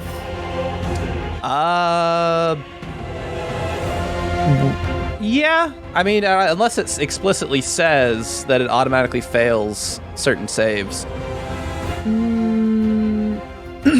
No, I guess it doesn't say that. It just says it doesn't take a turn. Okay. So yeah, it's a DC 18 dex save. Okay. DC what? 18? Damn, your DCs are getting high. Yeah. I'm really cool. I know. Also, that King of Frost TV. This is a just a 1-player campaign. However, this is Pull for Initiative, the Dungeons & Dragons live stream where the audience influences the story. We occasionally have polls that are run on the stream in which you can vote on things that'll happen. We actually just had one that ran, which caused this Remoraz to spawn, which is why Mint here is having to fight the Remoraz. Yeah. So... Sorry, let me click back over. It's a DC 18. It's not going to do it. 14. Okay, so it's going to take full damage. Yeah, alright. Let me get my 8d6 again. Okay. Maybe I'll just keep them out, you know? Okay. Oh, no. Okay. Oh, God, why?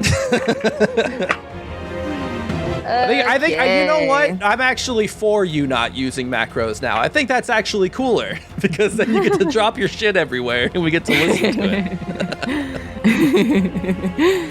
Okay, 5, 10, 15, 20. 25, 20, 25, 20, 30. 34 damage. 34. All right. Let's inflict this damage.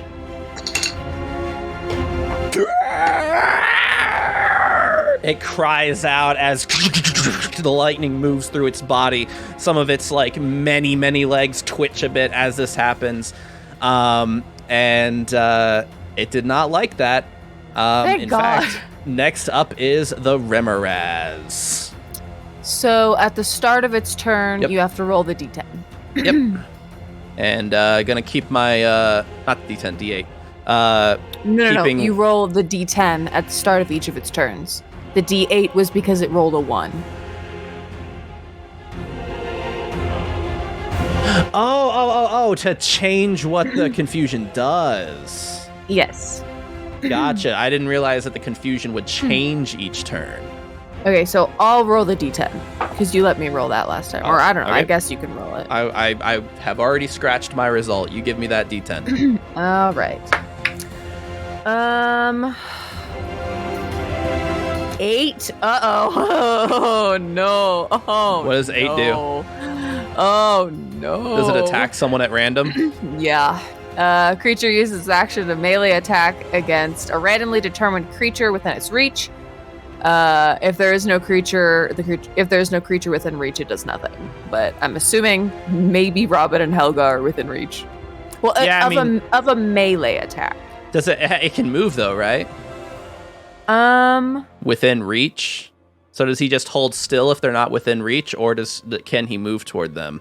It does not say. It just says melee attack against a creature within its reach. So that's interesting because I'm pretty sure that reach specifically refers to the distance from which you can attack. So I think he Okay. actually just holds still and doesn't do All right. anything. Thank God. Okay. So yeah, if it can't make a melee attack against anyone nearby, then yeah, it just doesn't do anything. And it rolls a d20 to see if it can break that spell that it's under. Yes. DC, it's still a 16 dex wisdom save. Okay. Hey, 17! Oh! The Remoraz shakes its head, and it is suddenly unconfused. It turns and sees Robin, the closest person to it, and frays out its quills as far as they can go, a clean, like 20 feet apart wingspan, and turns toward her. Yeah. Next up in the order is Cassandra. Haha, I'm in danger. Okay, Cassandra sees that it is no longer confused, and she's like, uh-oh. Let's try something else. Let's try something else this time. Damn, confusion was good because you can still attack it. But You all saw what happened to the other Templars. the target assumes. Now there are no Templars between it and them. Does polymorph?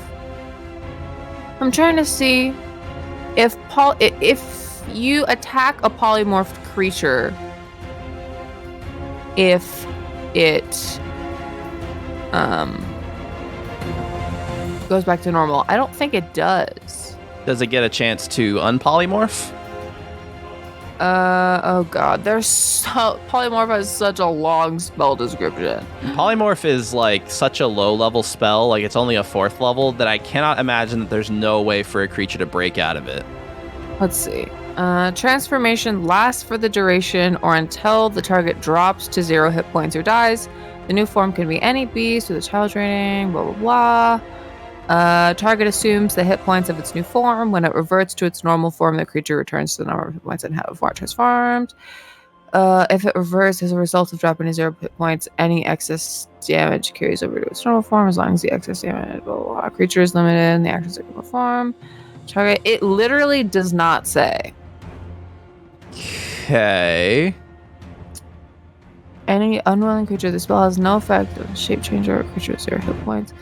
This, yeah, I don't understand. You should learn to understand your own spells. Well, I'm reading it, but it doesn't say. It says, okay.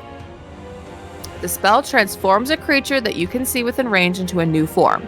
An unwilling creature must make a wisdom saving throw to avoid the effect. The spell has no effect on shape changers or creatures with 0 hit points. The transformation lasts for the duration or until the target drops to 0 hit points or dies. So it stays, but target assumes the hit points of its new form. When it reverts to its normal form, the creature returns to the number of hit points it had before it transformed. If it reverts as a result of dropping to 0 hit points, any excess damage carries over to its normal form, as long as the excess damage doesn't reduce the creature's normal form to 0 hit points. It isn't knocked unconscious. So it sounds like once it is polymorphed, it can't become unpolymorphed unless it gets to 0 hit points or until the duration ends. It doesn't get a save after like each. Okay, so it doesn't get polymorphed, and then if you kill it in the polymorph form, it's dead for good. It reverts, right? Yes, but what I'm saying is, if we polymorph this thing, it has no way to get back to normal unless we attack it or until the hour ends. So could we not just polymorph it and then run away? Because it will maintain its personality. So it is still aware. It is not actually whatever you turned it into. It just has the stats and physical form of that thing. Right. However, but it's still, but like if I turn it into a mouse or like a frog, like what? Then you have a mouse after you. Yeah, but like we just run away. Like it's not, is it gonna chase us forever? I mean, maybe. I'm not telling you what's gonna happen.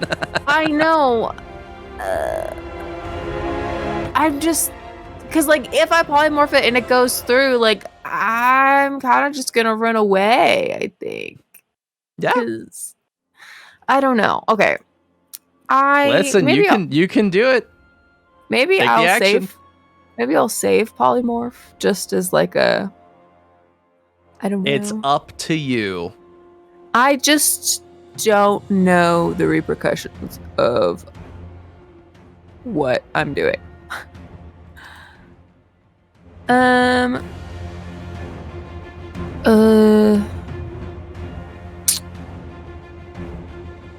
Okay, bestow curse is a touch.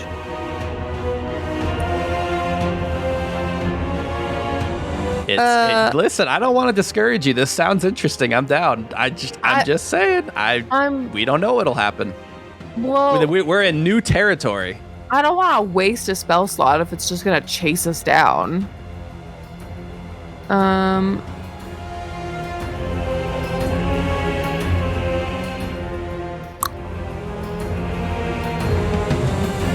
mean, just transform it into something that's incredibly slow. A snail. Casandra cast polymorph. The murder snail. Casandra cast polymorph. Doing it? Yeah. Okay. All right. Okay, wait, what if I polymorph it into a snail and then trap it in like a jar and then run? You do what you feel is right. Okay, I'm gonna cast polymorph. It's again a DC 16 wisdom save. DC what? 16. All right. This is a very important roll. Very important roll. I don't know which result I'm hoping for. Yeah. Actually. Yeah, I didn't know. Like, I kind of want to see him turn into a snail. All right, here we go. Oh, 17. No. Damn. Manages to avoid the polymorph. I was low-key kind of on board with the snail thing. Yeah, I mean, I can always try it again. That was not my last 4th level spell slot. You certainly can. I mean, that was Cassandra, right? Yeah. Well, let me check her spell slots. I just ticked another box for her. She has 2 more. Okay. Templar C. He raises his sword to the sky, and he says, "Through the power of Tyr, please bless my allies!" And calls upon the power of Tyr, who you don't feel any different afterwards, but you see his sword glowing, and he looks like invigorated. Yeah, yeah. And he says, Tyr, I really need your help. Please help my friends. And he raises his sword again. He says, come on, please, please, please. And nothing happens for you. Lisa's like, I don't know how to tell you this, bud, but me and your god got beef. He's not gonna. He wouldn't bless me if I was the last person on this planet. He says, "What? Are you heretics?" What? Do you not know who you're chasing? I don't know. The Lord Commander just told me to catch you. All right, we'll talk about this later. Says, oh God, what have I got myself into? I'm riding with a bunch of heretics. Templar E is very, very dead. Top of the order, Robin. Shoot it. Okay. Do you not want her to get the horse closer to the Remoraz? Can she do like a drive-by? If she gets within range, attacks it, and then leaves, it range. will get reaction. It's gonna eat her though. But Helga's so strong. This sucks.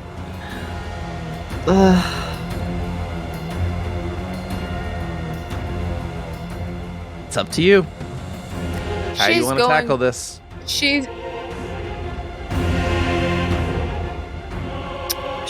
is going to. I guess get chased by the snail for the rest of forever, but it's just a snail, so it can't even kill you. But here's the problem with that: polymorph only lasts an hour, so you have to keep applying polymorph. If you ever forget to, you die. Yeah.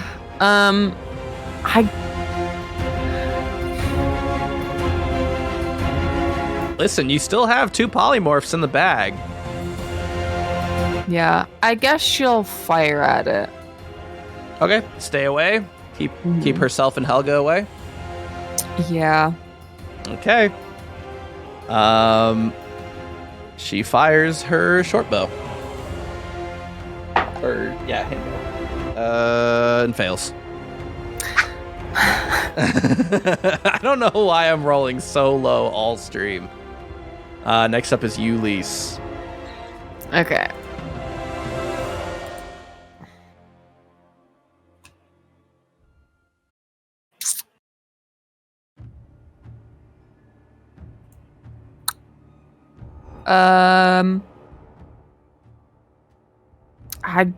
I guess let's try second level, my last second level Scorching Ray with a sorcery point to make it lightning. Sure. Okay. 17 to hit. That does it. Okay, 17. Nope, 15. 21. So 2 hits. Yep. Finally. Fuck.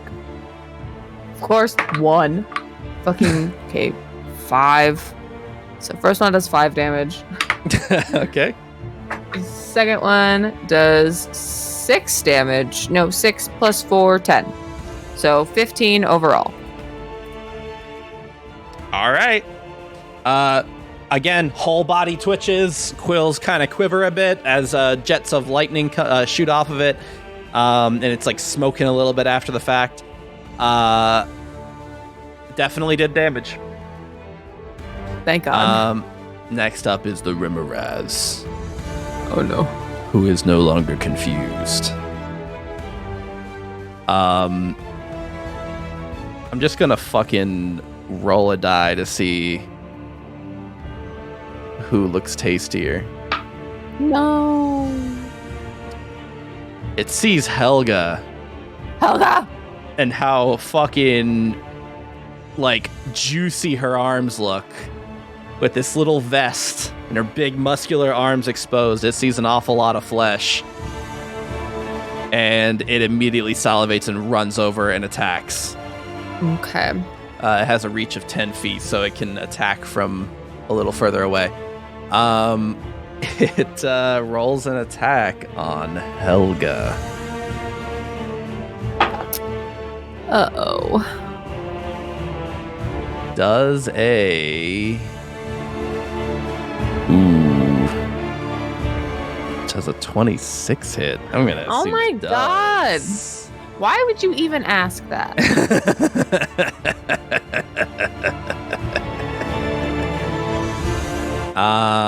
And with that, Helga takes 30 damage. Well, it's a good thing she has a lot of health. And it lifts Helga off the horse and swallows her whole. No! Helga! And you hear from inside, "Oh, this is what I do." Okay. Rescue. Okay, hold on. I have a question. If we polymorph this thing while Helga is inside of it, what happens to Helga? I believe I've Googled this in the past, and there's no hard and fast rule. So I get to decide. Uh-oh. Okay. And you know me, so I'm gonna definitely choose the most fun option. Okay. New mission, get Helga out of there. You can cast Polymorph and we can find out what happens together. Honestly, even I'm not really super sure. I don't know what that's gonna look like.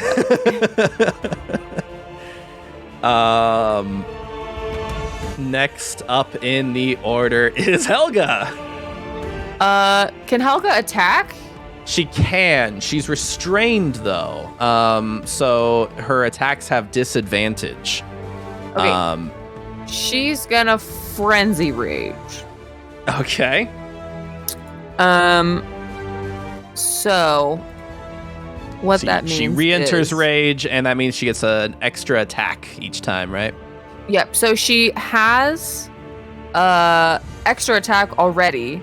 You can attack twice instead of once whenever you take the attack action on your turn, and then frenzy rage. in a frenzy, she gets 3 attacks. Oh fuck! I forgot that she also got advantage on initiative. All right. So you do gain advantage on checks and saving throws, but not attacks. So she's going to roll 3 separate attacks, but each of them are with disadvantage. Okay. Let's. Oh, okay. All right.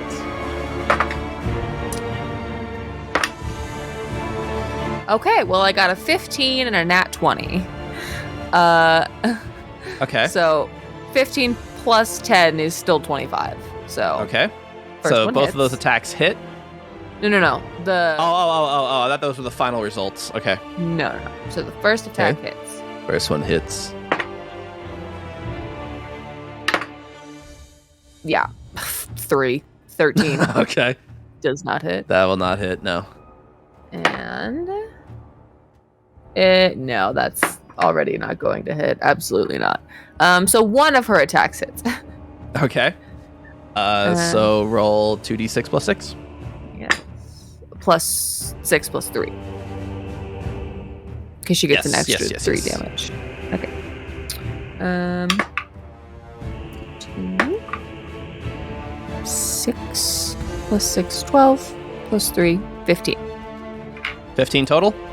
Yeah. When you do that,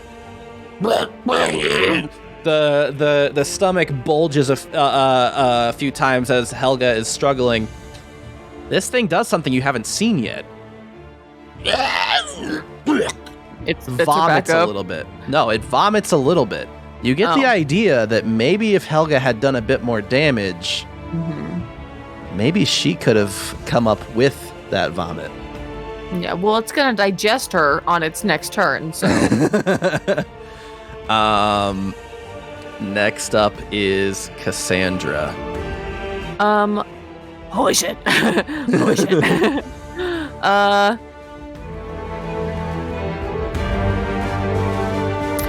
Well, I'm not gonna polymorph it while Helga's in there. I never said something bad's gonna happen. I don't trust you. You're gonna make Helga in the stomach, in the snail, and then she's gonna die. I never said what I'm gonna do. I DM secret. I'm not saying until it happens. Well, what I'm also worried about is you polymorph it, Helga bursts out of it, it does damage, and then it immediately turns back into Remoras. So I guess if that's what happens, that would be a good way to get her out, but kind of a... would it still take that damage? I don't know. This... I don't like this.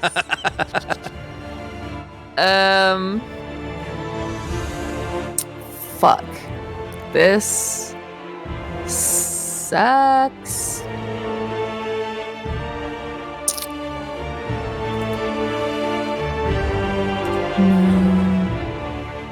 Nope, that's a cube.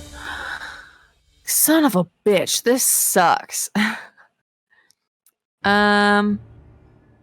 Thunderwave is also a cube. I don't really know what to do at this point. It's all up to you. You know what? Fuck it.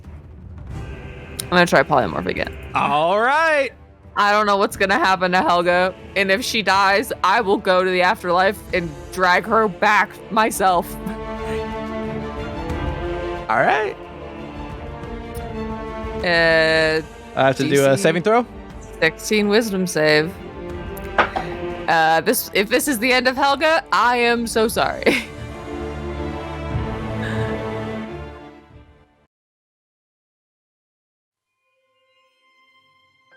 What happened? You cast polymorph. Oh no! Oh god! I regret this already. Helga, I'm sorry. The Remoras fails its check. You watch she was going for a snail. It becomes bones cracking as it changes size. Its face transforms into a slimy, gross face, and it begins shrinking rapidly before you. And moments before it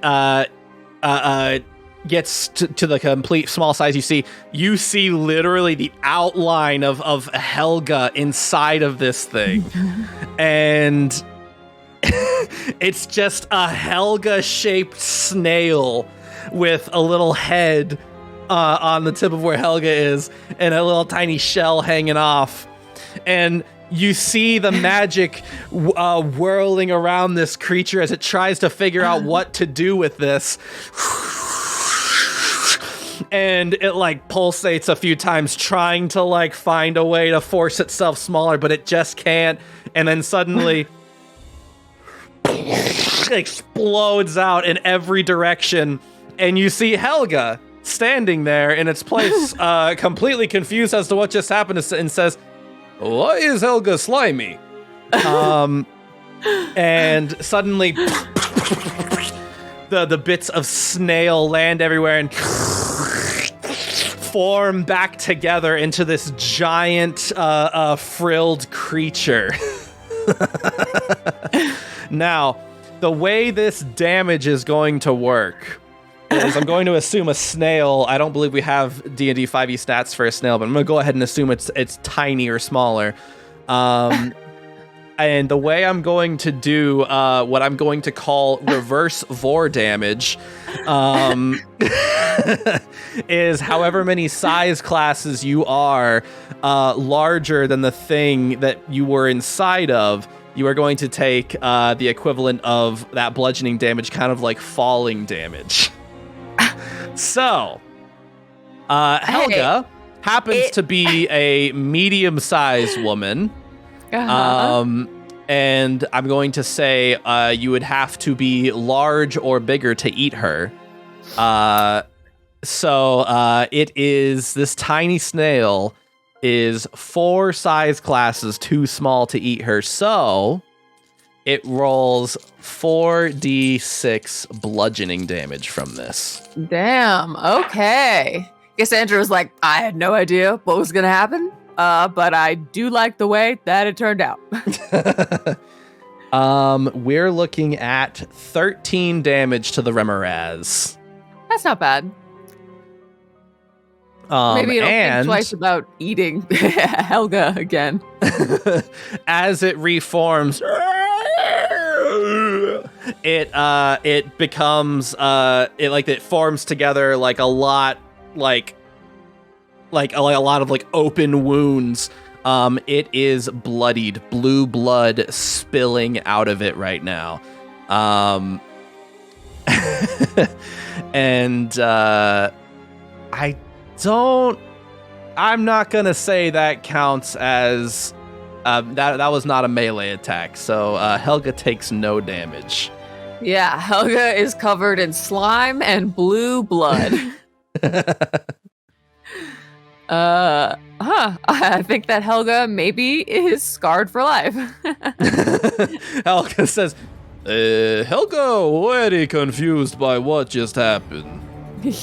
Hey, you're alive, and that is what matters. Thank you, friend. Helga come out through power of friendship.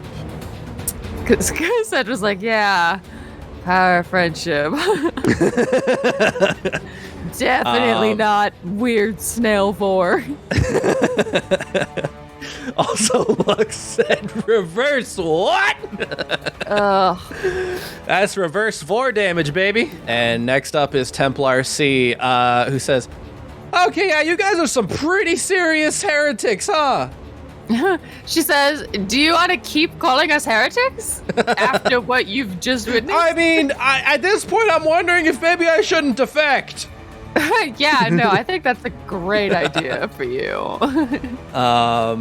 Next up is Templar C, who says, as much as I want to beat this thing with you guys, I'm gonna keep my distance, and pulls out his crossbow again and fires.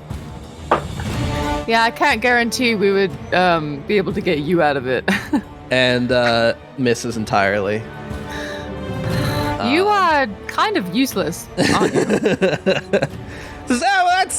I'm not usually a shooty kind of guy. Okay, well, get up there and fucking attack it then. It'll eat me!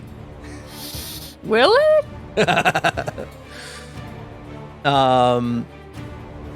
With that, we are back to top of the order, Robin. Who's saying, not loving being so close to this thing. Yeah, Robin disengage and get some distance from it because she's got a bow. Okay. Disengages and moves. How far away do you want to move?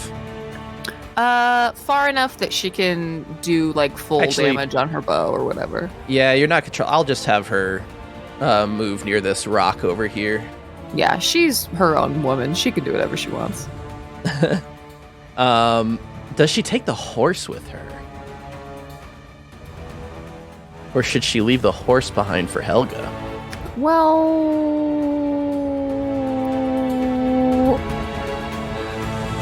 leave the horse for Helga. Helga's gonna get back on the horse and keep attacking, and Robin can shoot from afar. Okay. The horse can also use its disengage action to get away, but then no one's controlling it, and it'll just like run toward the rocks. Yeah. So it just kind of stays there. Okay. All right. So in that case, Robin is no longer riding a horse. So in that case, 5, 10, 15, 20, 25, 30, she can only get here. Okay. And on top of that, here, let me just name this token horse. And it is a bit confused. It's not sure what to do. And no one is currently controlling it. Helga says, don't worry, friend. I get on you in a minute. Next up is Lise. It's like, holy shit, Cassandra. Because I didn't know it did that. Okay. Yeah. All right. Jesus Christ. Alright, well now that Helga is near it, I can't do Fireball again. Son of a bitch. Depends on where you cast Fireball. Well, it's either gonna hit Helga or it's gonna hit the horse. How big is Fireball's radius? 20 feet. 20-foot radius? Or it's a 20-foot Fireball? It's a 20-foot area. 20-foot radius sphere. Radius. Okay, so this is a 10-foot radius, so... Yeah, there's no way. Yeah,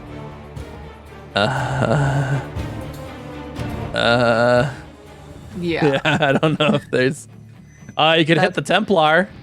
No. And the horse. I'm not gonna hit the horse. No, the horse won't get hit. Why? Are you gonna... Well, I guess you'll hit the Templar's horse.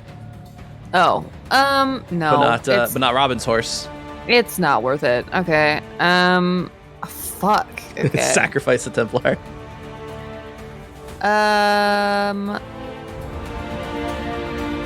Son of a bitch. Alright, I guess I'll use my last 4th level Scorching Ray. That is...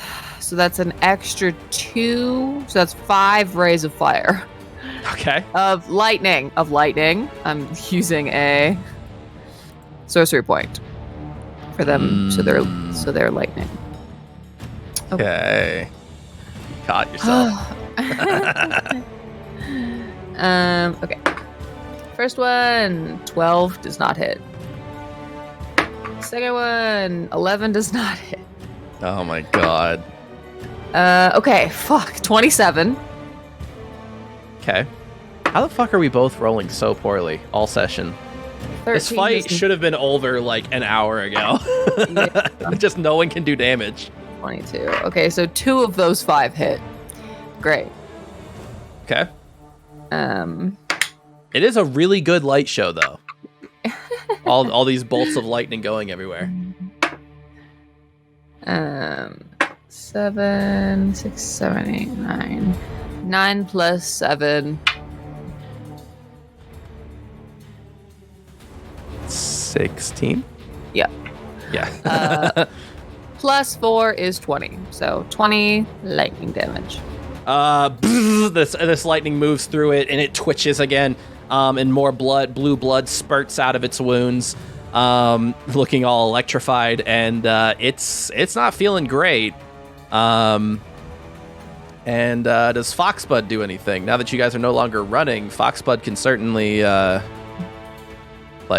do stuff. I do not want him to get eaten. But Up to you. Just making sure you know that you do have a pet that you can make use of.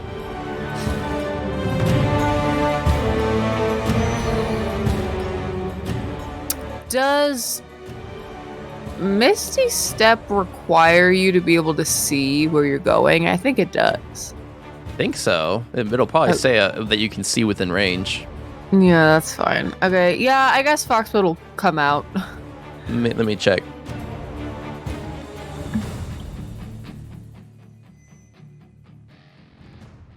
Yeah, you teleport up to 30 feet to an unoccupied space you can see. Okay. Foxbud comes out of your bag. What does he do? He looks so fucking amped up for this. He's been waiting to get at this big bug for a while. He has 40 feet of movement, so 5, 10, 15, 20, 25. Okay, yeah, he's gonna come run up next to Helga, so he has advantage. Okay. And he's gonna do a double bite attack. Okay. With advantage. So 10. It's plus 6 to hit. So the first one is 18 to hit. Okay. Second one is 23 to hit. So they both hit. Okay. It's 2d8 plus 4. Okay. That's 5, 8, 9, 10, 11, 13 plus 4 is 17. So 17 for the first one. 17 damage? Yes. Oh my god. Did you roll really well? Yeah, I did. Okay. He chomps down on one of these legs and completely rips it off. One of its many, many legs. And the second one does 10 damage. Okay. And it must do a DC 13 strength save or be knocked prone. Okay. Oh, nat 20. Oh. He flicks Foxbud off of him like it's nothing.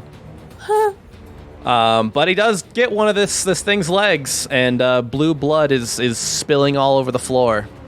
Well.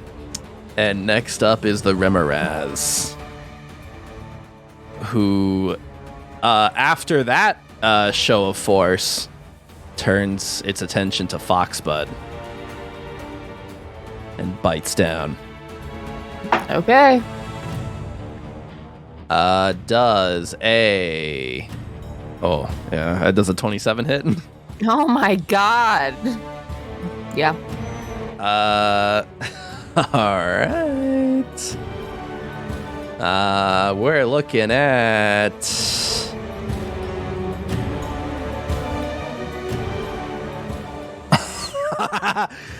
42 piercing damage. Damn. He's got a lot of armor though. Foxbud is instantly quite transparent, and it lifts him up, it swallows him whole. Foxbud is inside the Remoraz. He'll be fine. He mostly sounded confused as to what was going on. Yeah. He did a as he went down. God damn it! Spit it out! Next up is Helga. You swallow, friend. Oh, that is what it looked like when do to me. Hey, that would kind of look cool. Did I look cool when I get eaten? No, Helga, you did not look cool when you were eaten. Helga not look cool? Well, you look cool all the time, just not when you're getting eaten. Okay. 21. Okay. 20. Okay. And 27. All right, all 3 hit. Here are the good rolls. I know. Helga's been waiting. Okay. Okay. 8, 9, 10. First one does 11 damage. Okay. Second one does 16. Oh my god.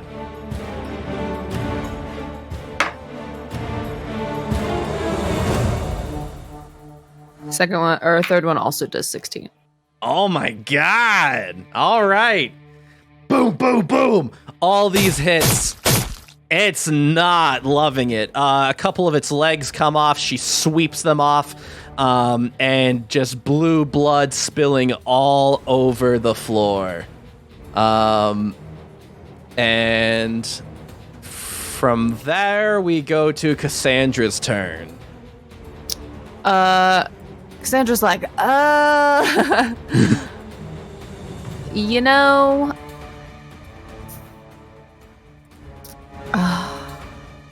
what an interesting predicament to be in. Let me take a look.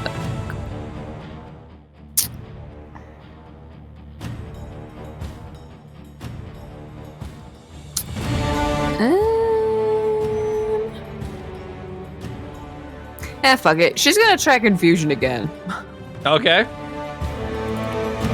It's the least she can do. Yeah. DC 16 wisdom save. All right. And that's a 14. Nice. Do you want me to Not roll gonna the? do it? Do you want me to roll the D10? Sure. All right. That's a 2. Creature does not move or take actions this turn. All right. It is officially confused. Nice. All right. And I believe what level spell slot was that? 4. So that was her last 4th level. All right. She's spent on 4th levels. All right. So that was Cassandra's turn. Next up is Templar C. She's like, it's confused, asshole. Run up there and hit it. Says, I'm cool here, actually. Misses again. Lise turns to him and she says, if you miss one more time, I am going to make sure that it eats you. He says, please, God, I'm trying. Top of the order, Robin.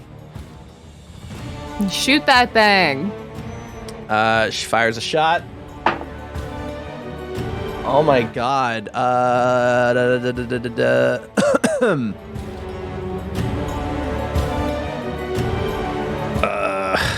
Nope, that 15's not gonna do it. Phew. Hits the floor. This thing is like shaking around in its confusion. It's like an incredibly hard target to hit from a distance. And is just like it can't make heads or tails of where it is right now. Next up is you, Lise. God damn it. Do I have to do all the goddamn work around here? Fuck it. 5th level Scorching Ray. All right. Okay. So that is... That's... 6 rays of lightning. Okay. Do you want me to do a macro? Sure. Fine. Want me to roll 4 or 6 attacks on it? Yes. Each attack is 2d6. It looks...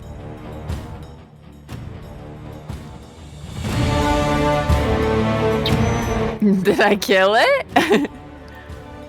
Oh, wait. Wait, hold on. I have to roll... Wait, what's your modifier? Hold on, I have to roll for each... I have to roll each of the 6 attacks to see which ones hit. I'm rolling... I just rolled the d20. What's your modifier? 10. Okay. I was very concerned because I was like, none of these hit. But with a 10, 3 of them actually will hit. Okay. Oh my god.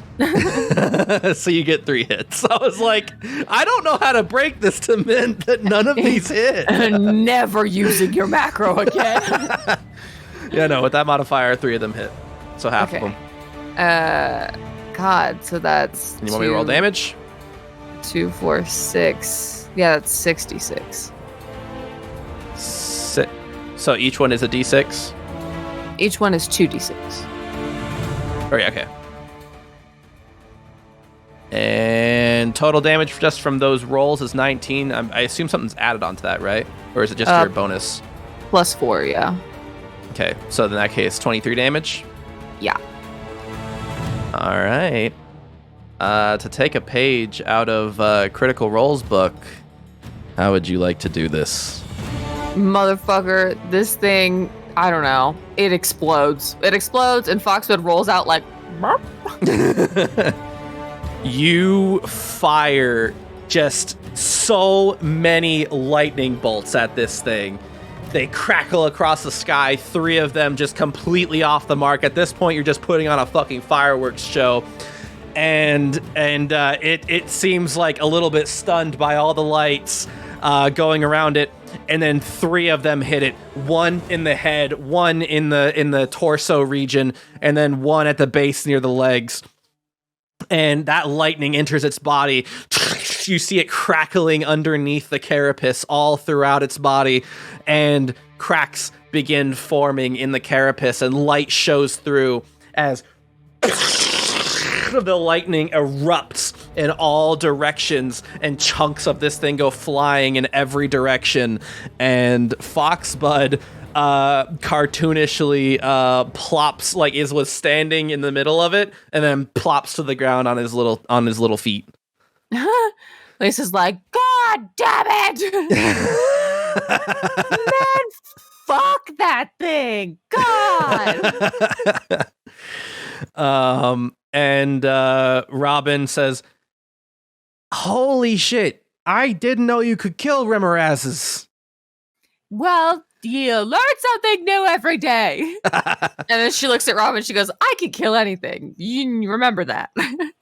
I want to congratulate you because that is the highest challenge rating thing I have had you face ever.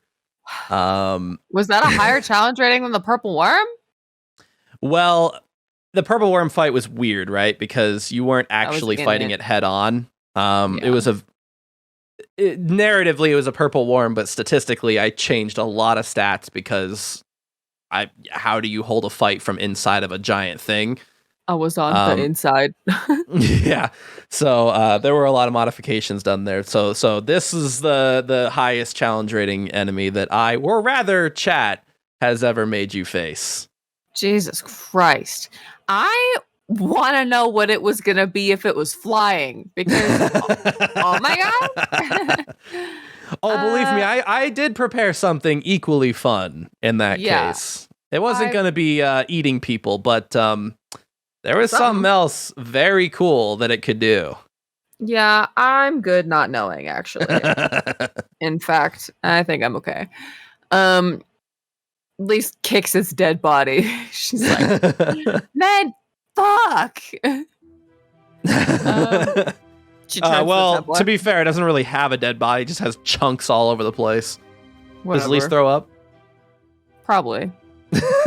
She does that whole thing, stands there all cool for a few seconds, looking all triumphant, and then bleh, off to the side.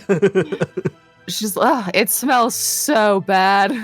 It smells like cooked flesh. And Templar is now sitting on this horse, dumbfounded as to what is going on, and he says, I'm gonna go. Are you? Am I? I look at Cassandra. I message Cassandra. Are you trying to be sneaky about it? No. Okay. Cassandra, you message what? Cassandra. Casandra, what do we do about this Templar? Says, I mean, we could send them back and be like, it's a message to not follow us because everyone else died.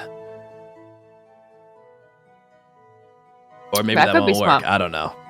That could be smart, but also it could be like, they killed a bunch of our men, and now we're going to send the entire army after them. The Templar is like looking at you two, like staring at each other, messaging, and says, so I could just tell them that you guys were eaten. But how do I know that you're not gonna, like... Listen, after seeing what you did to that thing, I don't know if I want to be on your bad side. Yeah, that's fair. Okay, I'm gonna let you live, which I never do. I don't know if you've ever heard of anybody who's survived an encounter with me, but I'm gonna let you live this one time. And if it bites me in the... well, actually, never mind. You don't know who I am? Make a deception check. Actually, fuck. And I did forget that you didn't know who I was. Oh, yeah. 17? Right, actually, let's make this a contest to see if his wisdom can beat it. They're not very wise, though. Sorry, it was 25, not 60. All right, he only got a 10. He says, I don't understand. Who are you? Never mind. Yeah. Nope, you tell them we got eaten by the Remoras. Are you like legendary? Should I look you up? Bye. I run. Foxwood gets back in my bag, and I tell Helga, I'm like, let's go, Helga, back on the horse. He says, what? Are you guys like, should I know your names? And Helga starts going over to the horse and says, okay, we'll do what friend says. Yeah. All right, Robin. Fucking get out of here. She walks over and climbs onto the horse as well. And he says, well, no, well, hang on. Well, you said that like I should know who you are. We died with the Remoras. Okay, bye. And you, I guess, ride off while he's dumbfounded. Into the sunset. All right. Let me switch the map really quick here. Sorry, I have so many maps as part of this campaign at this point. Just so many. I needed to come through and do some spring cleaning. So many maps. It's like too many cooks, but so many maps.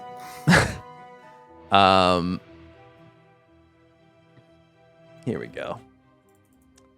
And you find yourself much further north in the Oran Empire.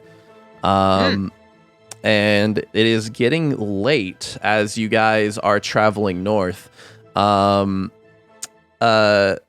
Robin, as you guys are riding alongside each other, says, so, are you going to explain to me what the hell happened? Oh, yeah. So, do you remember the New Dawn Inquisition and how, like, I went to go, try and find out more about them and, like, stuff like that? Yeah, that motherfucker, trapped us in time for 5 years. You catch her up on everything. She's, like, dumbfounded the entire time, keeps, like, repeating what you say to be like, what? That doesn't sound right. Are you sure? Ask Penelope. She was there. And they say, holy shit, dude. We really could have used your help this whole time. I wish we would have known you were there. Yeah, I wish too. I desperately wished. And I feel really bad, but I know it's not my fault, but I still, goddamn. You're fighting a guy, and then all of a sudden it's 5 years later and the world's gone to shit. She says, yeah, I take it you know how bad everything is and how bad everything looks. Yeah, they also told me my best friend was missing, so here I am. Your best friend? Aw, Merlin's Lisa's best friend? Well, he's one of them. Robin says, oh shit. I'll be sure to tell him that once we break him free. Nope. If you ever tell him that, I'll kill you myself. I put you on the throne, and I will get you away from it. Although I guess they kind of took it from you. She says, oh yeah, sorry about giving you a throne that was then immediately taken away. And as you guys are talking about this, you hear a sound in the distance behind you approaching rapidly, very rapidly, like running incredibly fast, kicking up dust is like incredibly far back in the distance. And suddenly you see Bedlam running alongside your horse with cartoonish feet running incredibly fast, like Sonic style, like it's making the little loop. And he says, I thought a train was coming. And he says, best friend? Okay, I'm allowed to have more than one best friend. No, that goes against the definition of best, Lise. But one of my best friends. So who's your best friend? Cassandra. What? She's my girlfriend. Yeah, but you not a friend, just a girlfriend. She's still my best friend. Okay, second best friend. I'm not going to rank the rest of them. That's really fucked up. Come on, you must have a second best friend. No, I'm not going to start rating all of my friends. On. Come on, Lise. Do you want me to say that you're my second best friend, Bedlam? Am I? Sure. You can be the second best friend. I'm your best friend that isn't dating you. Okay, sure. If that's what you would like. Says, wait, I'm not? Well,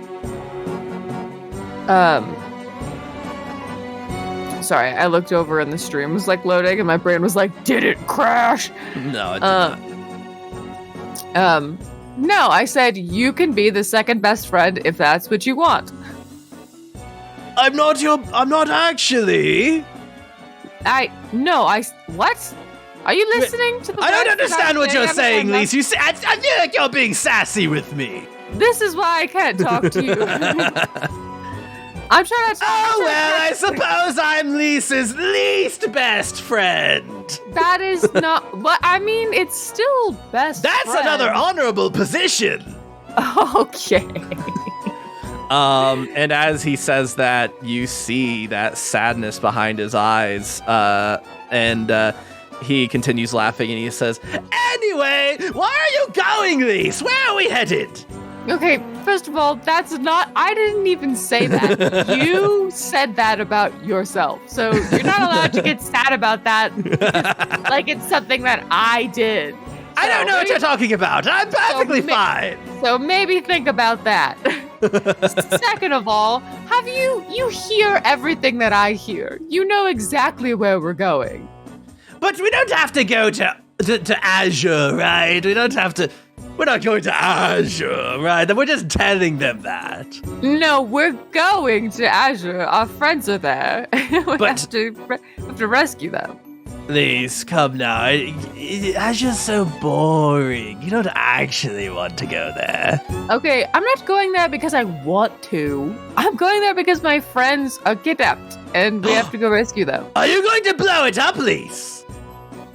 As a possibility. That could be fun. Azure's the most perfect and orderly place on Earth, and you're going to blow it up for me, Lise.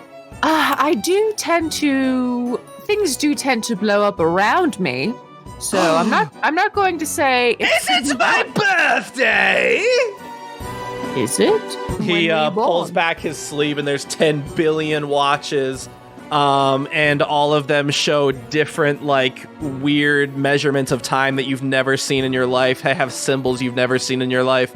And he's looking all over them and he says, I don't know how to tell time. We don't really have time where I'm from. Cool. Cool. Okay, well, I have to go to Azure, so why don't you keep your eyes peeled for anybody that has a mark, huh? All right, I'm going to close my eyes, and I want you to surprise me with chaos. Let me know when I should look, okay? I'm going to close my eyes, and I don't want to see anything at all. And then you're going to tell me when the chaos is ready, and I open my eyes, and it's a big surprise. Okay, it might be a little while, so you'll have to wait. It's all right. I'll count back from 1 trillion. Okay, I'll let you know. 1,999,999,999,999. And he continues that and slowly slows down his running until he fades into the distance. Okay. Well, that happened. Anyway, so what happened, Robin? How did you guys get captured? She says, okay, well, so here, let's find somewhere to pitch camp, and I'll tell you all about it. I pull out the mirror shard. I'm like, I should probably let Oliver know that maybe we are alive. Or wait, do I have the mirror shard connects to the mirror on the Tempest. Right, and he is not, or they are not there anymore. Okay, Yep. Never mind. Yep. I check in with the Tempest. What do you write? As the sun is setting, you find a small cave that you can retreat into. Robin suggests no fires in order to keep from alerting anyone to your location. This is like no fire? She says, there's going to be people looking for us in the mountains, and we should try to not draw attention to ourselves. Gleese climbs into Cassandra's lap and gets into her shirt and pulls herself through Cassandra's neck hole and is like peeking out a little bit, and she's like, okay.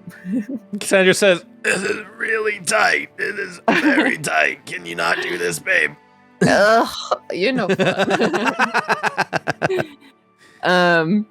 She writes the Tempest like, in Northern Orin now. Am safe. How are you? Any trouble? It replies, keeping a distance from any ships near no man's land. It what?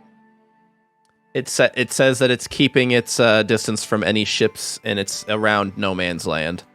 Okay. All right. Good job. We'll keep in touch. Hopefully shouldn't be more than another few days. Maybe.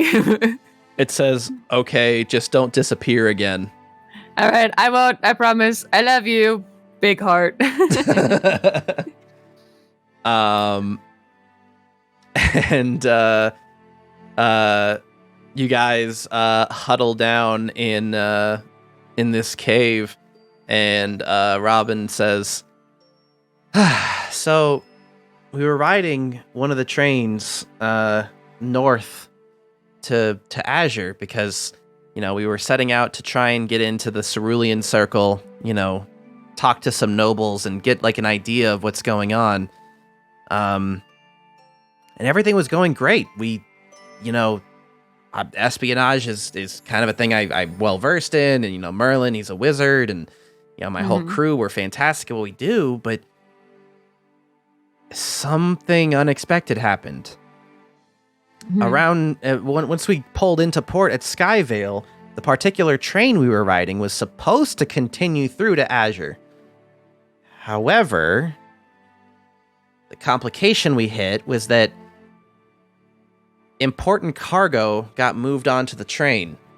Some large box that had a lot of guards, and it was heavily guarded. We couldn't quite see much of the box. We just knew that there was this large voidite box, and it was carrying something very, very important. And a shitload of Templars were with it, and they all were climbing onto the train, and before we knew it, there were more than just one guard on the train, and plenty of Templars that could recognize us. I mean, hell, Merlin's pretty recognizable. I was once the Queen of Caliban, and Yeah. we weren't sure what to do. And we backed into the cargo car trying to avoid the guards, but the train started up and the guards stayed on the train. We were hoping they would leave once the cargo was on. We were eventually discovered, and moments before we were discovered, Merlin shoved me off the train and cast levitate on me. And I guess they must have been caught. Right before he did so, he looked at me and he said that if they found me, I would almost certainly get a public hanging. But if they found them, well, then they would be interrogated. So Yeah. I was shoved off against my will, and now I've been trying my damnedest to get back to them. I ran back to Skyvale and stole a horse, and, well, that's how I met you. Well, yeah, that's crazy. I think I had a dream about whatever that was in that box. So I know it's important. You had a dream? Yeah, I have prophetic dreams. Says, oh, cool. Sometimes. Man, sometimes I get dismembered by dragons. So, He says, oh, less cool. yeah. Less cool. But yeah, interesting. Okay. Interesting to know it was a Voidite box. It was weird. It was like I was the thing, which makes me wonder if it is sentient or if I don't know how that works. She says, I don't really have any idea. And Cassandra speaks up and she says, doesn't that usually mean it's a feather? Oh, I hope not. Oh no. I mean, I guess so. Hey, if there's a feather, I mean, one more thing to do in Azure, right? Bedlam speaks up and says, are we going to do chaos? I still have my eyes closed. He's like right behind you. You don't hear the music. He's just kind of like peeking in really quick with his hands over his eyes. Says, I don't want to peek. I just want to know, are we going to do chaos? Probably, but not. Yes! And he says, oh, sorry. And covers his eyes back up and runs back down the cave. Okay. Bedlam's excited about it. So that makes two of us. All right. And then she says, well, I'm glad to have you back, Lise, but I hope you know that we are nowhere near the end of this. Azure maximum security is no fucking joke. Yeah, that doesn't sound good. I've never been to prison. It's probably the most secure prison in the world. I'm talking Templars and guards everywhere you look. You know, Voidite sheet metal built into the concrete all over. It's out in the middle of sea. So you first of all need a boat to even get there, and then second, I have a boat. It's guarded by multiple guard towers. So any boat that gets close, well, it has to go through a rigorous check. Needs lots of documentation to dock. Point is, not a lot of things tend to get through. In fact, I've done my research, and before all this, I was maybe familiar with what the prison system in Azure looked like after having done some business here, and was well aware that I never wanted to end up there. because it sounds like a bitch to get out. She says, there's really only 2 kinds of ships that go there, and neither of them are very large. They're small transport boats that are that have a single sail and are sailed out there. Typically, it's either a heavily guarded cargo ship that comes from northern Azure, or it's a slightly lower security prisoner transport that comes directly out of the Cerulean Citadel dungeon. It's a little bit lower security because it comes out of such a secure place and they have their eyes on it constantly. So, we either have to impersonate guards to get a cargo transport, or we have to get arrested. I think so. Okay, well, I don't want to be arrested, but it's lower security. But okay, I have this armor that I stole from a Templar. I don't know, from a god. And then I have this voidite armor that I stole from a Templar. But I think we have also surmised that it doesn't fit us very well. So, I don't know what to do with that. It technically went on to Helga. It might fit Cassandra all right. Cassandra I think could probably wear it. I think Cassandra did wear it. Mm-hmm. And Okay. Robin says, yeah, not the best options, and honestly, I don't know.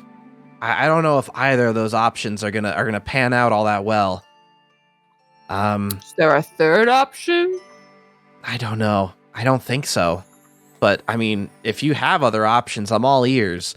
The main thing to keep in mind is that it's out in the middle of the Oran Sea. And again, guarded by watchtowers. She kind of slouches, looking a little bit defeated, and says, I mean, on top of that, constant magic detection all over the island. We're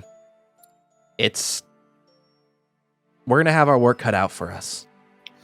Does magic detection include potions? No. Well, I guess potions are magic items, but just for the sake of, not making it annoying, I'm gonna say no. Well, I mean, if you drink a potion and are under the effect of that potion. In that case, I would say yes, because it's healing magic and it's healing you. Not just a potion. I have a potion of invisibility. Yes, if you're under magical effects, then I would say that it would be detected. Okay. Technically, it's all supposed to detect magic items, but... Well, shit. Okay, well, I guess let's get planning, because fuck. Maybe I could be a noble woman who wants to tour the prison. Says, I don't think they run tours. Not even for really rich people? No, not even. I mean, really, the only person I can imagine being able to just go there on a whim would be the Emperor himself.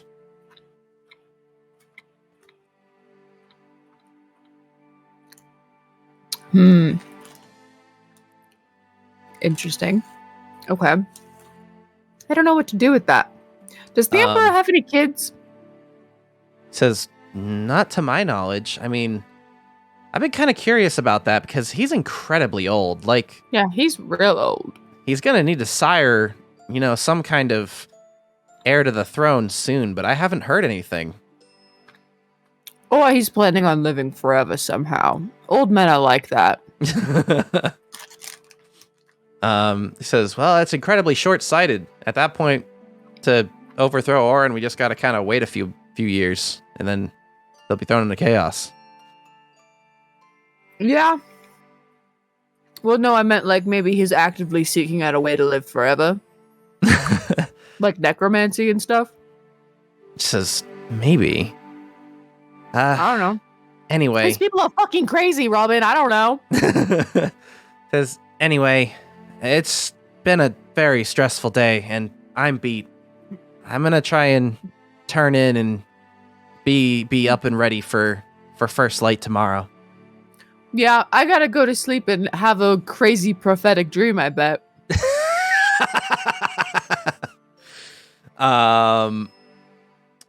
So you turn in for the night? Yeah. I'm sleeping inside of Cassandra's shirt.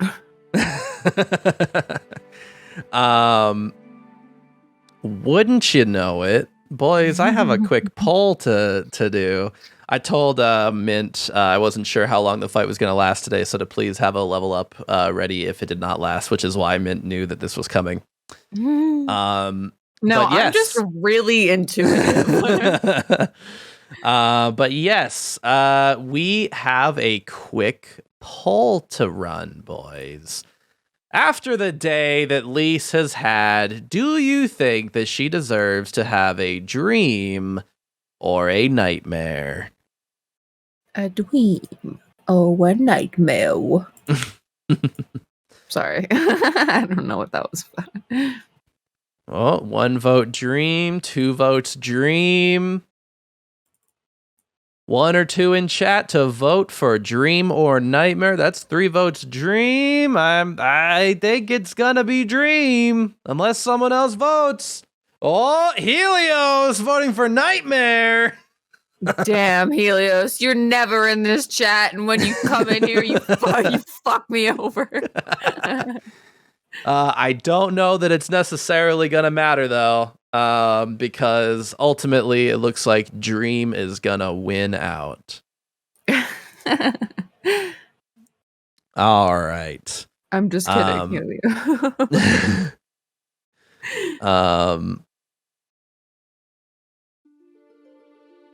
You have a dream, and this dream, it feels different than your other dreams in the sense that all the other dreams feel so weirdly real. Like it feels like you're actually there in the moment. Mm-hmm. This one feels more ethereal. You don't feel solid. You feel like you're not all there. Okay. Almost like it's not really happening. Okay. And you're hanging out with Bedlam. And you're in this place, this room, this location. You can't really tell. You can't really make, sense of what you're seeing. But you guys are acting chummy. You guys are like good friends, and like you're laughing along to his jokes. You can't quite tell what either of you are saying though. It's kind of like dream gibberish. You don't really like it makes sense to you in the dream, but when you wake up, you don't remember what you said. But you're both laughing and having a good time. And then you begin to leave. You start turning around and leaving. Bedlam stops you, and you get the feeling he doesn't want you to leave. And before you leave, you two hug. And then you wake up.